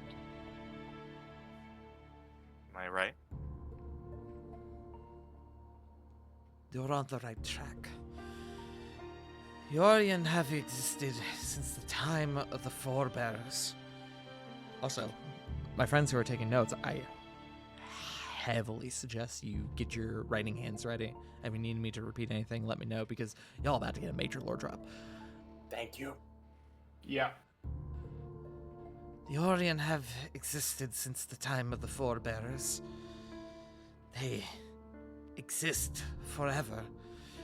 The overwhelming exposure to Meridium keeps them alive. In fact, if y'all just want to listen, I actually took the opportunity to write down a lot of her dialogue that she's about to mention. So I will actually likely post a bit of this later if some of y'all just want to kind of listen. But Works for me. kind Works for me too. of going back slightly. They exist forever. The overwhelming exposure to Meridium keeps them alive. They were the first to suffer from what we now know to be vampirism, but to a much more radical degree. A ravenism that words can't describe. The Orien aren't just some depth-dwelling creature, not... They are the first. In simple terms, you could call them primeval vampires. And it's at this point she kind of begins to stand and begins to dust herself off a bit. The Drow, my people, have been at war with the Orien for thousands of years, as far back as can be annotated. We were there during the first Scourge, and we have survived every Scourge since. I would like history checks from the party, please. Ooh. Would mine be a disadvantage? No. It would Lim. not. Okay.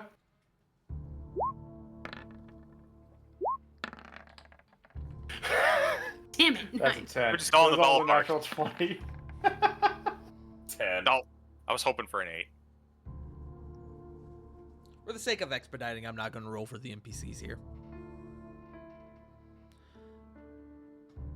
Lily, did you want to roll? Hold on, I was out of the room for a second grabbing my dinner. What? Roll me a history check.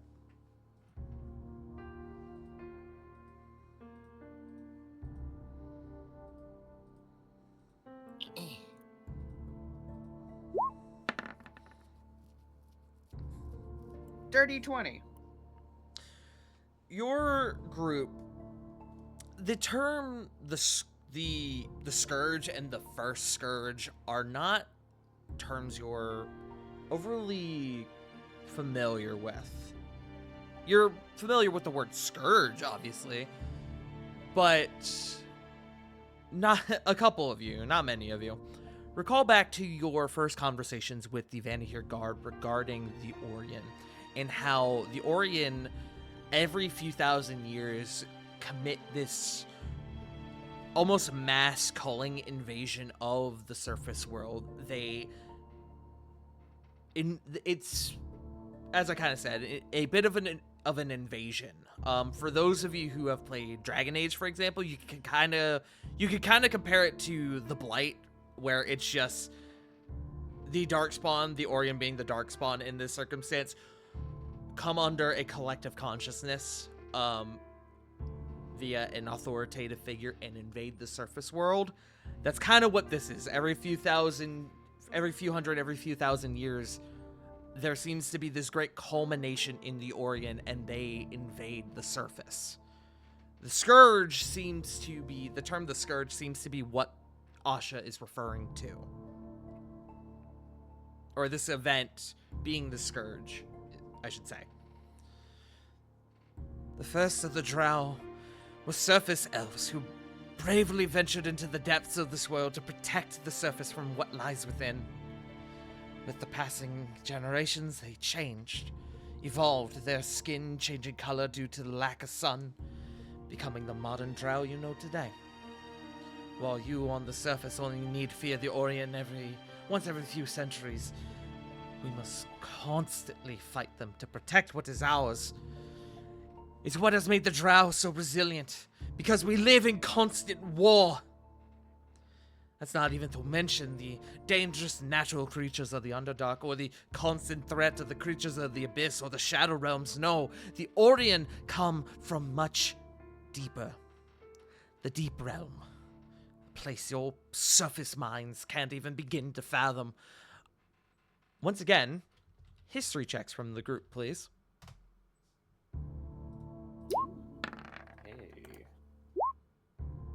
Hey. 5. Corvin, this one will be with disadvantage for you, I will say. Okay. Given your origin. So let's see if I can get lower than an 18. 18? 16. Technically, I did.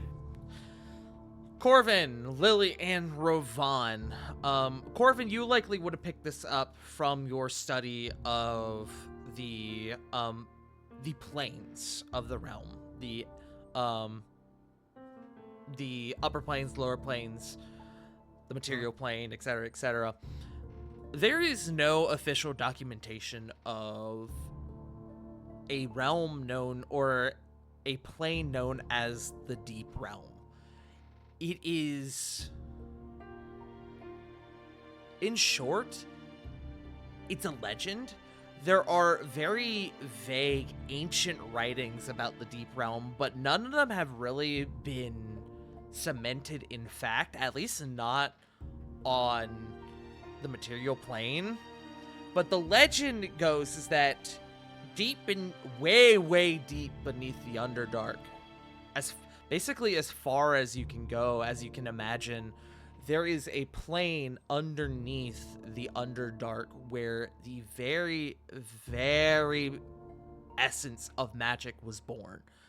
It's what most believe was the realm that gave way to the creation of magic, to Meridium, a lot of the modern minerals and land masses we see today.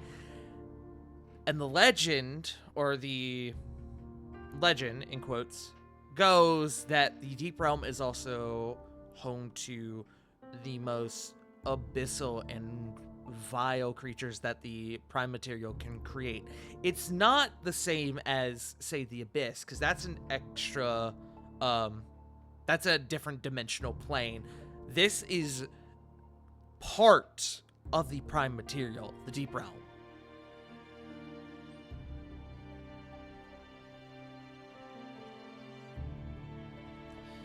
These creatures are the key to saving my people. Once I unravel their secrets, we can integrate ourselves with them, infuse ourselves with their DNA. No need to hide anymore, no need to fight. One and the same. Synthesis, eternal life. Your group, as she is saying this, immediately begin to think back as to the many hybrids of Orion you have seen. The weird experimentations, the ones that were covered in tentacles, the bulbous ones filled with fluid, and more importantly, the partial and almost full hybrids of Orion mixed with people.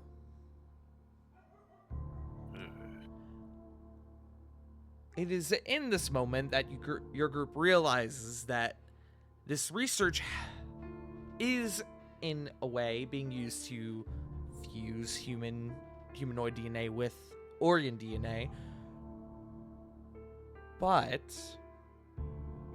it would make sense that in this moment that this research knowledge has been twisted, manipulated to see the conversion from human or other races to orc.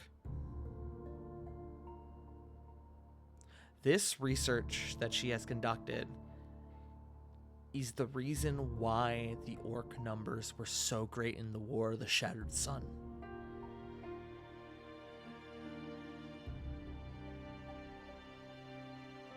Because her research, not only was it turning people into Orien, it was used with or without her knowledge to also turn people into orcs. Noted. Whether or not this was intentional, she is the mind behind it all.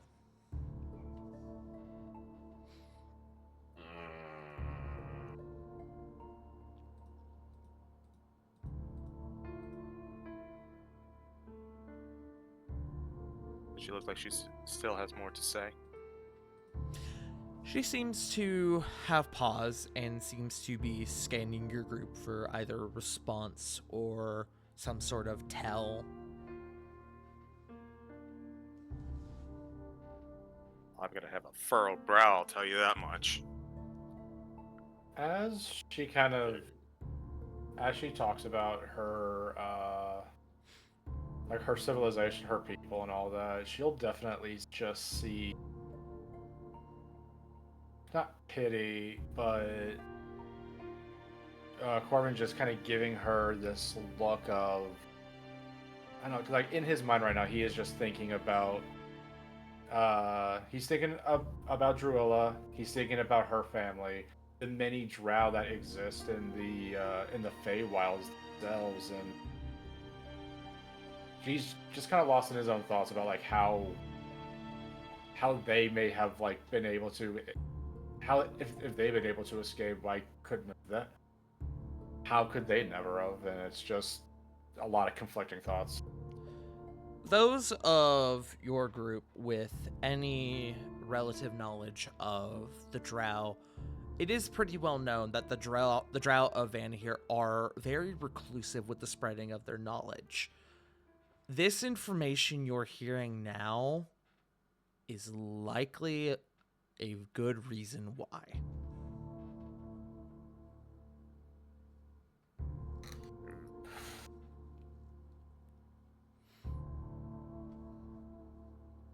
Tell me something. Do you know how this research is being used? Not by you, but by those you work with? I've reported my findings and given what headway I could to both Elrock and Marissa. I have been informed that it is seeing much success in the field, but the details have been only alluded to. If that is what you are trying to get at.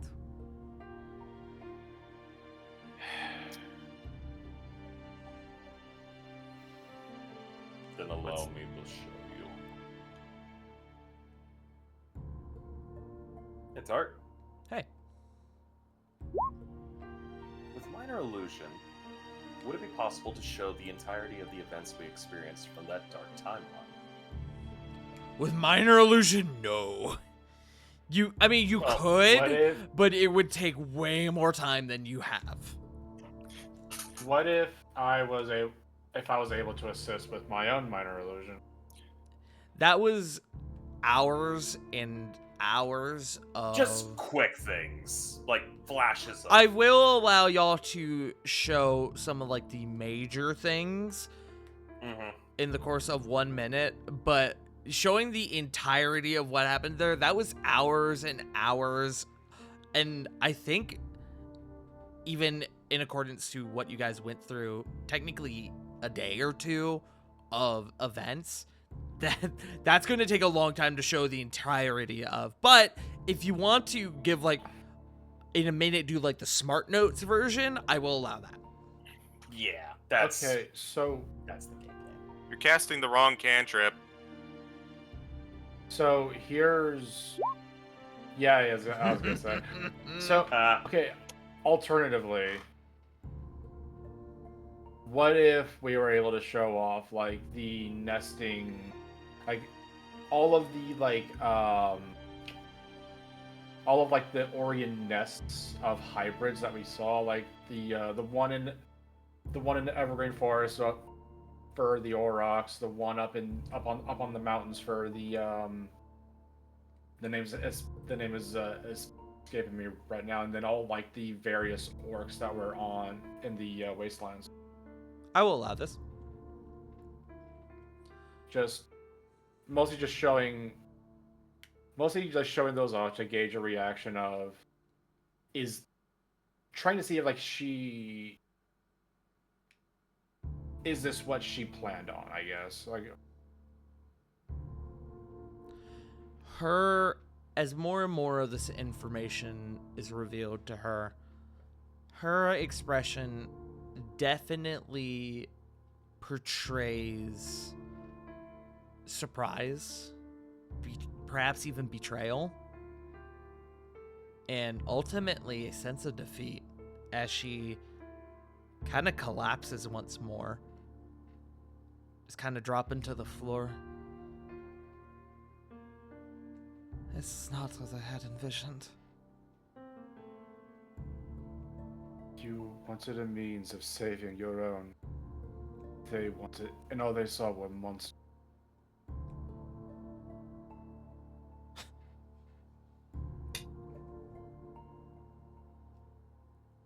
I should have known better than to trust that silver-tongued witch.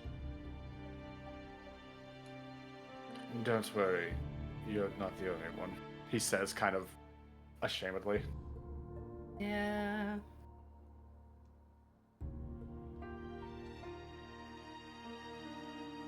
You're not also not the only one part of this organization that has been led astray. And Foot's going to kind of look on over to Aegis. Aegis is silent for the moment. He also is portraying this essence of guilt.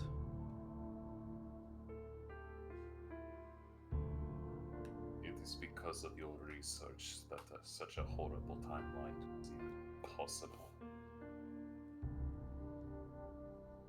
Whether or not you intended it, you still existing is a threat to everyone.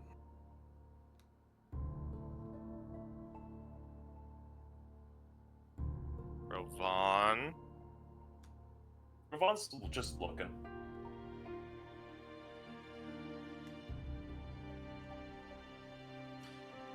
Whether the intentions were good or no, I highly doubt we can say that, Rovan. We've lived it, even if it was only a timeline we managed to narrowly avoid from the original pinpoint. Yes, and any invention can be corrupted, Rovan. I understand that. As he is looking at this woman, he's like, your continuing existence. There is a great deal of potential threat. Whether or not you still remain, the whole research has already been given.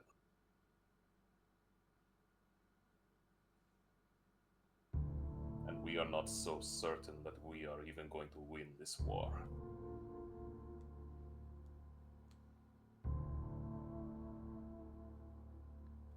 She looks at this moment extremely conflicted.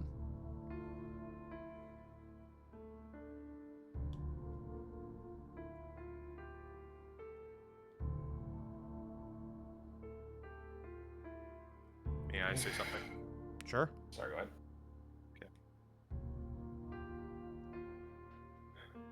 Nothing we do from this point forward is going to erase this research.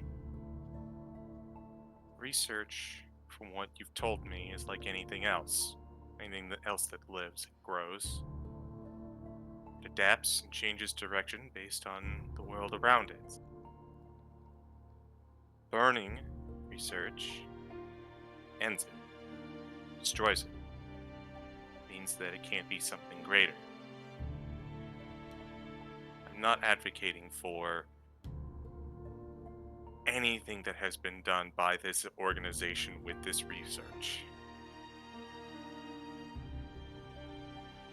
But I would be lying if I didn't say that this research might have merit in the future. In fact, might have merit to a certain town suffering from a, let's say, case of species identity crisis.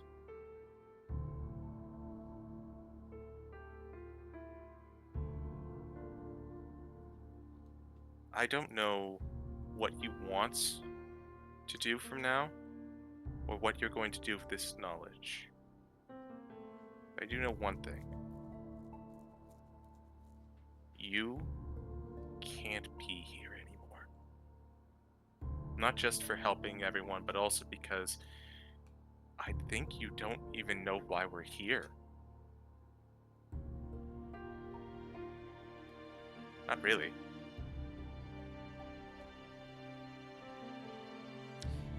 It is at this moment that, as you say this flit, the room shifts again. The lights begin to dull, almost completely going out before poof, turning red once more. Burn! Burn! Burn! Asha looks around, admittedly very confused. I am so troubled to I am so sorry to disturb this beautiful, beautiful moment that we are looking at here, as a voice comes from the tablet here at her wrist as a There is a large groan coming out of Corbin. He knows exactly who the fuck that is. I actually need, hold on, I want a different song, I think.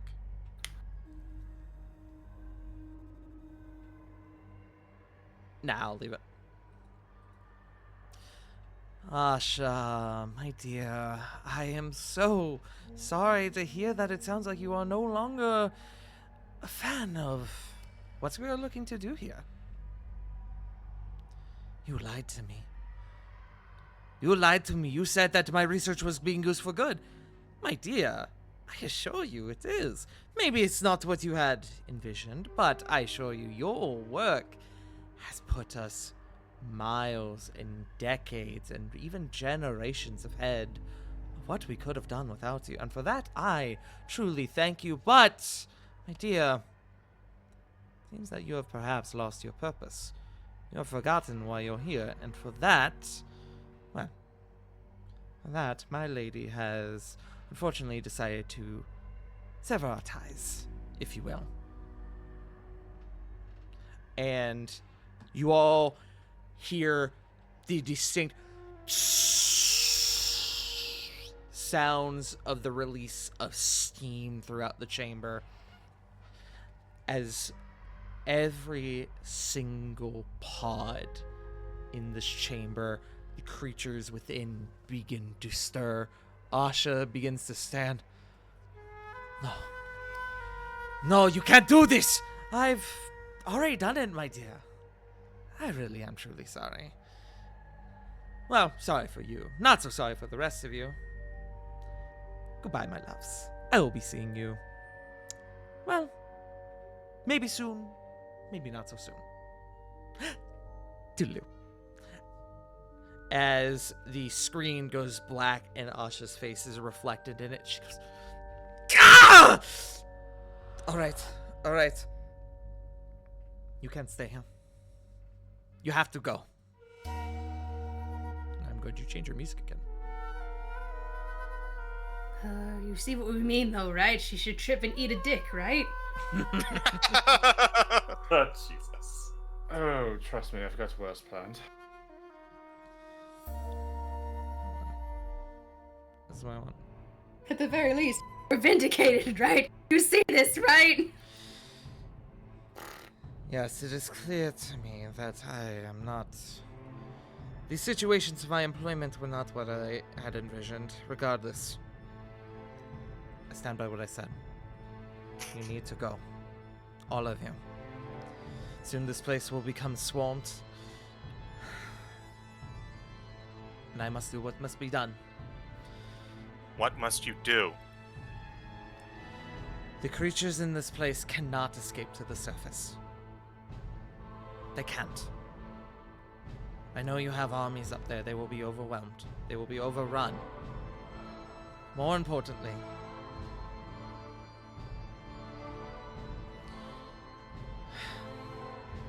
and she looks a bit defeated again. My research has hurt far too many. Far, far too many.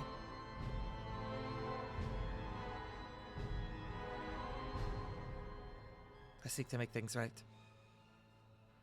And unfortunately, I can only do that here. You know, living is also an option, he says, attempting to pick up what she's putting down. Living. So what? I can be confined to a cell for all my days?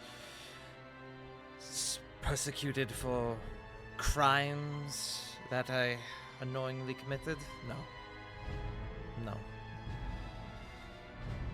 This feels right to me.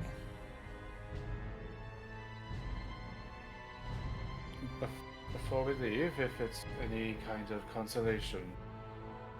Well, I'm from the Fairwilds, from a city known as Nevillis. There, we actually have a very, very dense Drow population where they live happily and healthily. Wanted to mention, so. She seems to take a little bit of respite in that. And she is going to unstrap the small tablet from her wrist. It is not the majority of my research, but it is... well, it is a start. She's going to hand it to you, Corvin. I do believe I misjudged you all. And hopefully, with this, you can succeed where I failed. Or, should you choose, you can destroy it. He will take it, and as he does it, gives her a 90-degree bow as no respect. As the creatures within the holding units, the containment units, begin to become more and more restless, glass begins to shatter, begins to crack and splinter. Now you need to go. Now. All of you. As you guys begin to leave the chamber, Rovan, you make your way off of the platform, and then you turn and you see as Aegis has not moved. You. As he'll thumb to his dad. You will answer a question, and you will answer it as honestly and as truthfully as possible. Real quick, Rovan, can I ask you to speak up just a tiny bit? Hello, can you hear me? Yes. That's not meant to be combat music. My apologies. No, you're good. Is this the one? You. No. Continue. You. I have one singular question for you. You will answer it as truthfully and honestly as possible. Do not dare lie. because this will decide many things from here on out. He straightens up, waiting for your question. Ravon, you look down and you see that in both hands he holds the 2 storm hammers that have been scattered, wielded by the 2 bison units.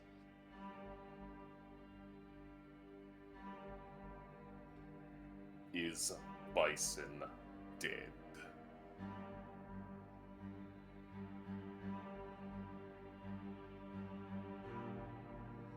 Yes. And he's going to pull you into a hug. A tight hug. The type that time and time ago you would have been unable to escape from. But for this, you choose not to. Actually, hold on. Let me change my music one more time. I'm trying to find a good one for this, and I think I might know. I think it was staring me in the face the whole time.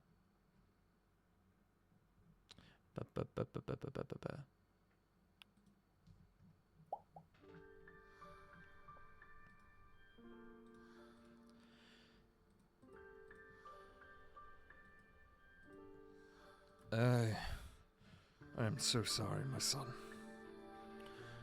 After our last encounter, I realized that this wasn't what was right for my family.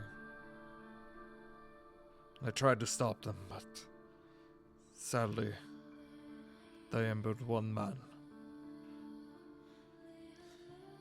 Apologies to you and your friends. Can't even begin to make up for the things I've done. He's going to pull away from the hug, and he's going to grasp you there by the shoulders. Your brother Typhus, your sister Helenesta, you've always been my purpose for living, for fighting,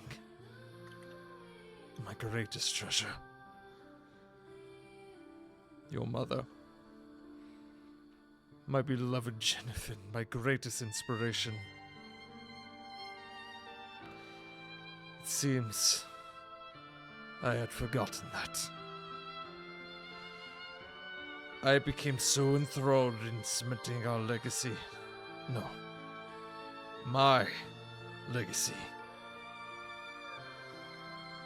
That I had forgotten my purpose for it all. To make this a safer place for my family. Your ancestors must be turning in their graves. Our ancestors. He finally lets you go. He takes the 2 storm hammers in both of his hands.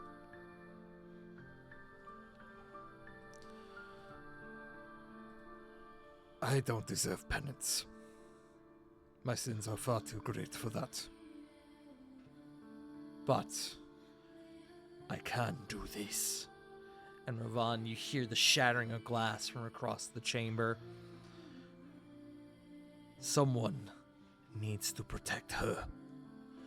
Someone needs to be here to make sure she can get her job finished. My son. My dear boy, Ravon. Your fight is out there. But I must remain.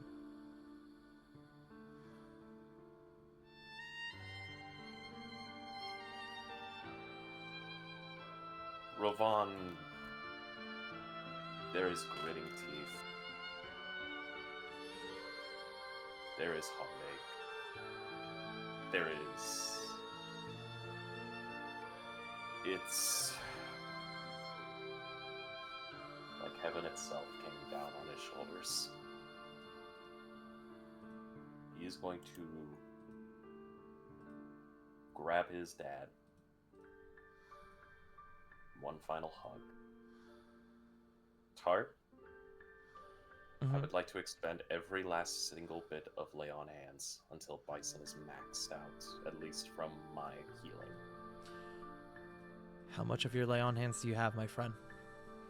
60. It won't get him to max, but it will put him higher than what he was when he entered this encounter.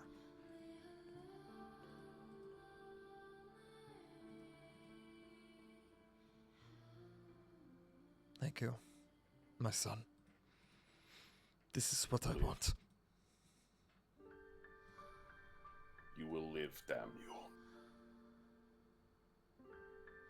I want that sword back. And you will bring it to me alive. I will not take it from your corpse. He smiles. Go. Gods guide you. He will not. As he walks, he will look up. And he will go. And you, scientist. She will look to you.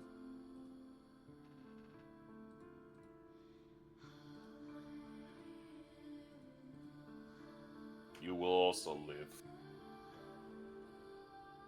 Otherwise, I will find you in this life or the next. And he will toss one carried scroll of Spirit Guardians to her. Ooh. Okay. Her not expecting it, she kind of fumbles it in her hands. But why? Why do this for me? You need this. I am taking a chance on you. Had I been the old, arrogant, brash self I was, we would never have had this conversation. But through age and twice seeing death, I have grown a lot wiser.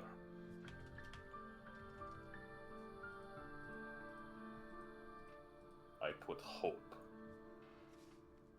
in you and in him.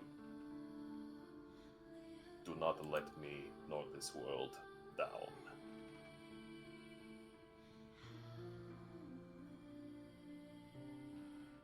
That is an order. And he's walking. As you all begin to make your way out of this chamber, Ravan, just as you reach the iron door on the far side, your father, Aegis, takes a stand up on the pedestal next to Asha, ready to defend her, and he calls out, Ravan! His back is turned to you. What is the Sionis' favorite animal? The bull. No. He straightens up, and as he looks back to you, there are tears welling in his eyes. The bison.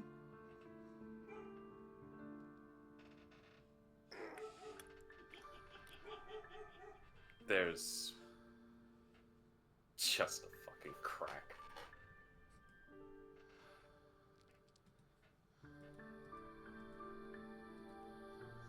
Always with the shitty dad jokes. Vaughn, with that last word in mind, you make your way from this chamber. Standing alone now, as these Orion begin to break from their encasings, Asha quickly conjures the scroll of Spirit Guardians. Typhus now, both storm hammers. He readies them.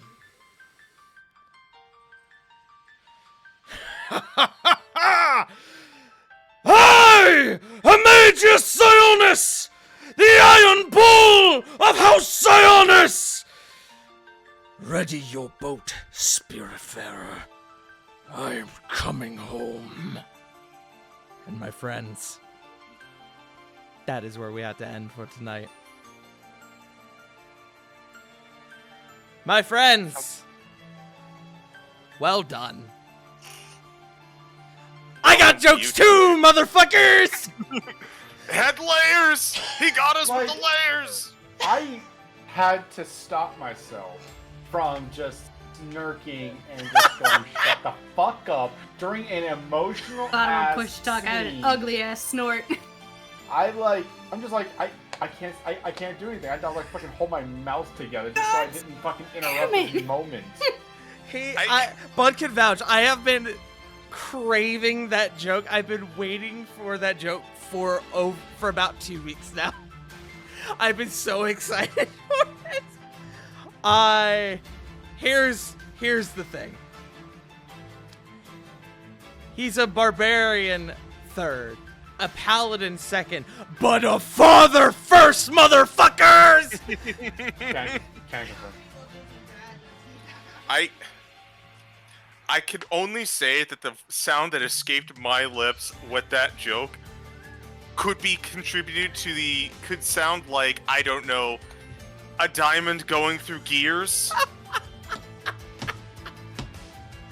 That joke was fucking layered. It had been set up for years and months, and I didn't think of it at all until but a few weeks ago. The setup was there. My friends, that's gonna do it for us tonight. We gotta get out of here. Let's speed run getting out of here. Yes, let's speed run getting out of here. We're gonna send it over to my friends who gotta get out of here first. We're gonna send it over to, let's go to River first. That's me. You can find me over at twitch.tv/WickedRiver97. I'm back on an unusual, unpredictable basis. So, keep up with me on Blue Sky so you can find me places. Yeah. Punk.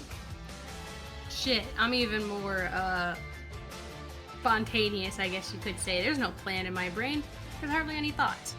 But you can find me on Twitch, Blue Sky, Red Note, otherwise known as Xiao Hong Shu, and occasionally Twitter and Instagram at Punkyard Dog. That's me. Jeff Frost. Hello, Twitch, Twitter, JFrost747. Find me here every Sunday, every other Tuesday for these lovely campaigns. Saturday, twitch.tv/BurnoutVaughn.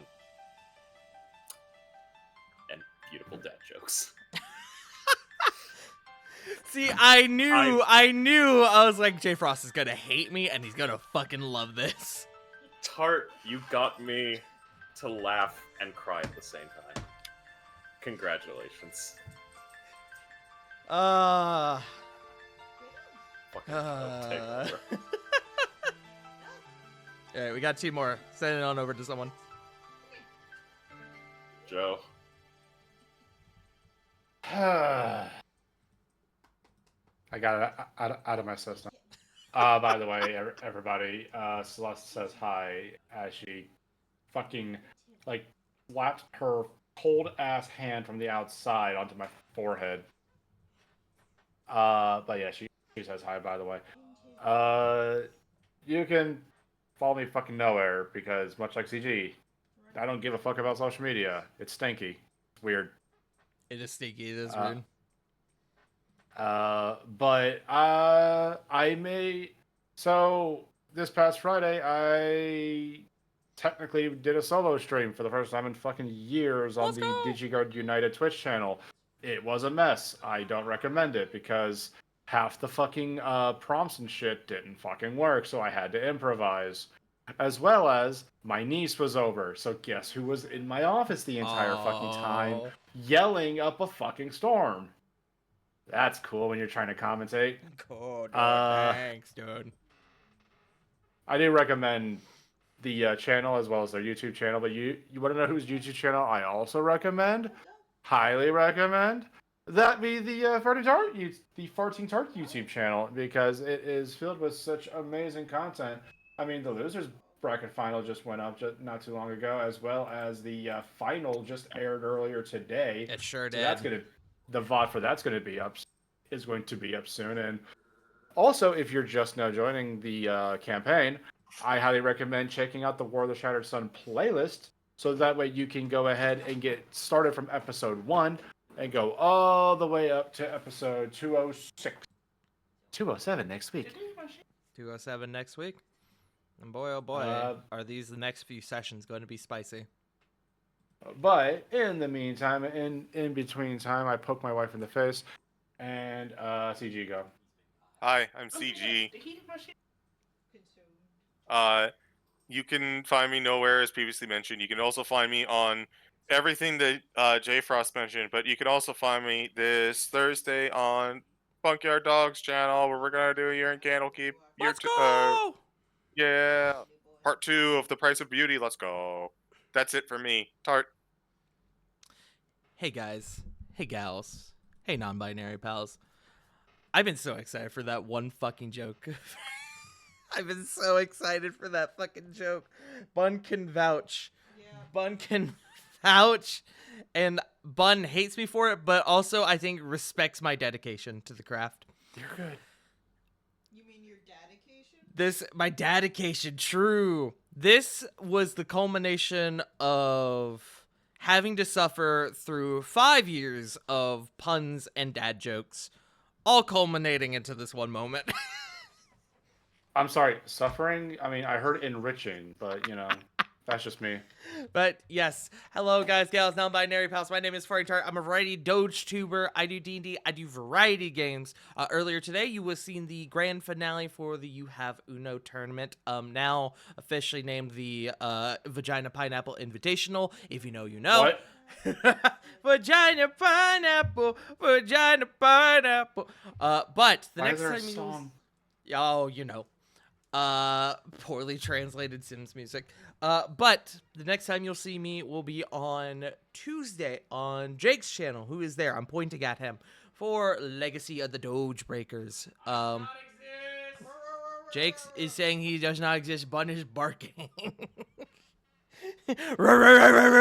But yes, the next couple weeks, I am going to possibly dial back my streams just a little bit now that the Uno tournament is over. Might just take a little bit of a little resty do and devote a little bit of extra time to the end of this campaign.